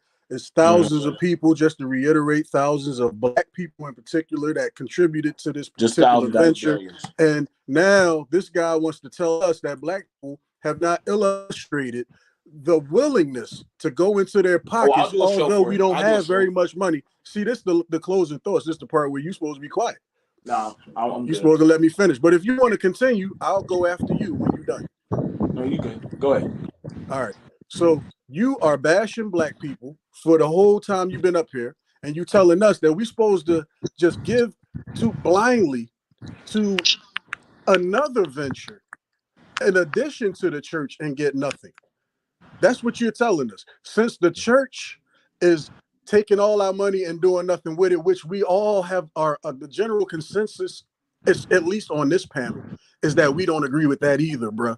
So that's a logical fallacy. Look that up. Tu quoque argument. That's Latin law. Look that up, because everything that you're saying actually supports the fact that Umar should also not be able to get away with this bull crap. And I'm gonna just leave y'all with that. I appreciate All right, time. man. Well, guys, I got to get out of here. I got some things I got to take care of. It's been fun. Man, BMT, I definitely would like, man, when I find out about the time and date, I'm gonna hit you up about doing the debate. Oh, Lord, it sounds like you're sending me to another Negro debate. And Lord, all right, man. Got to get out of here. Peace. All right, bro. See y'all later. All right.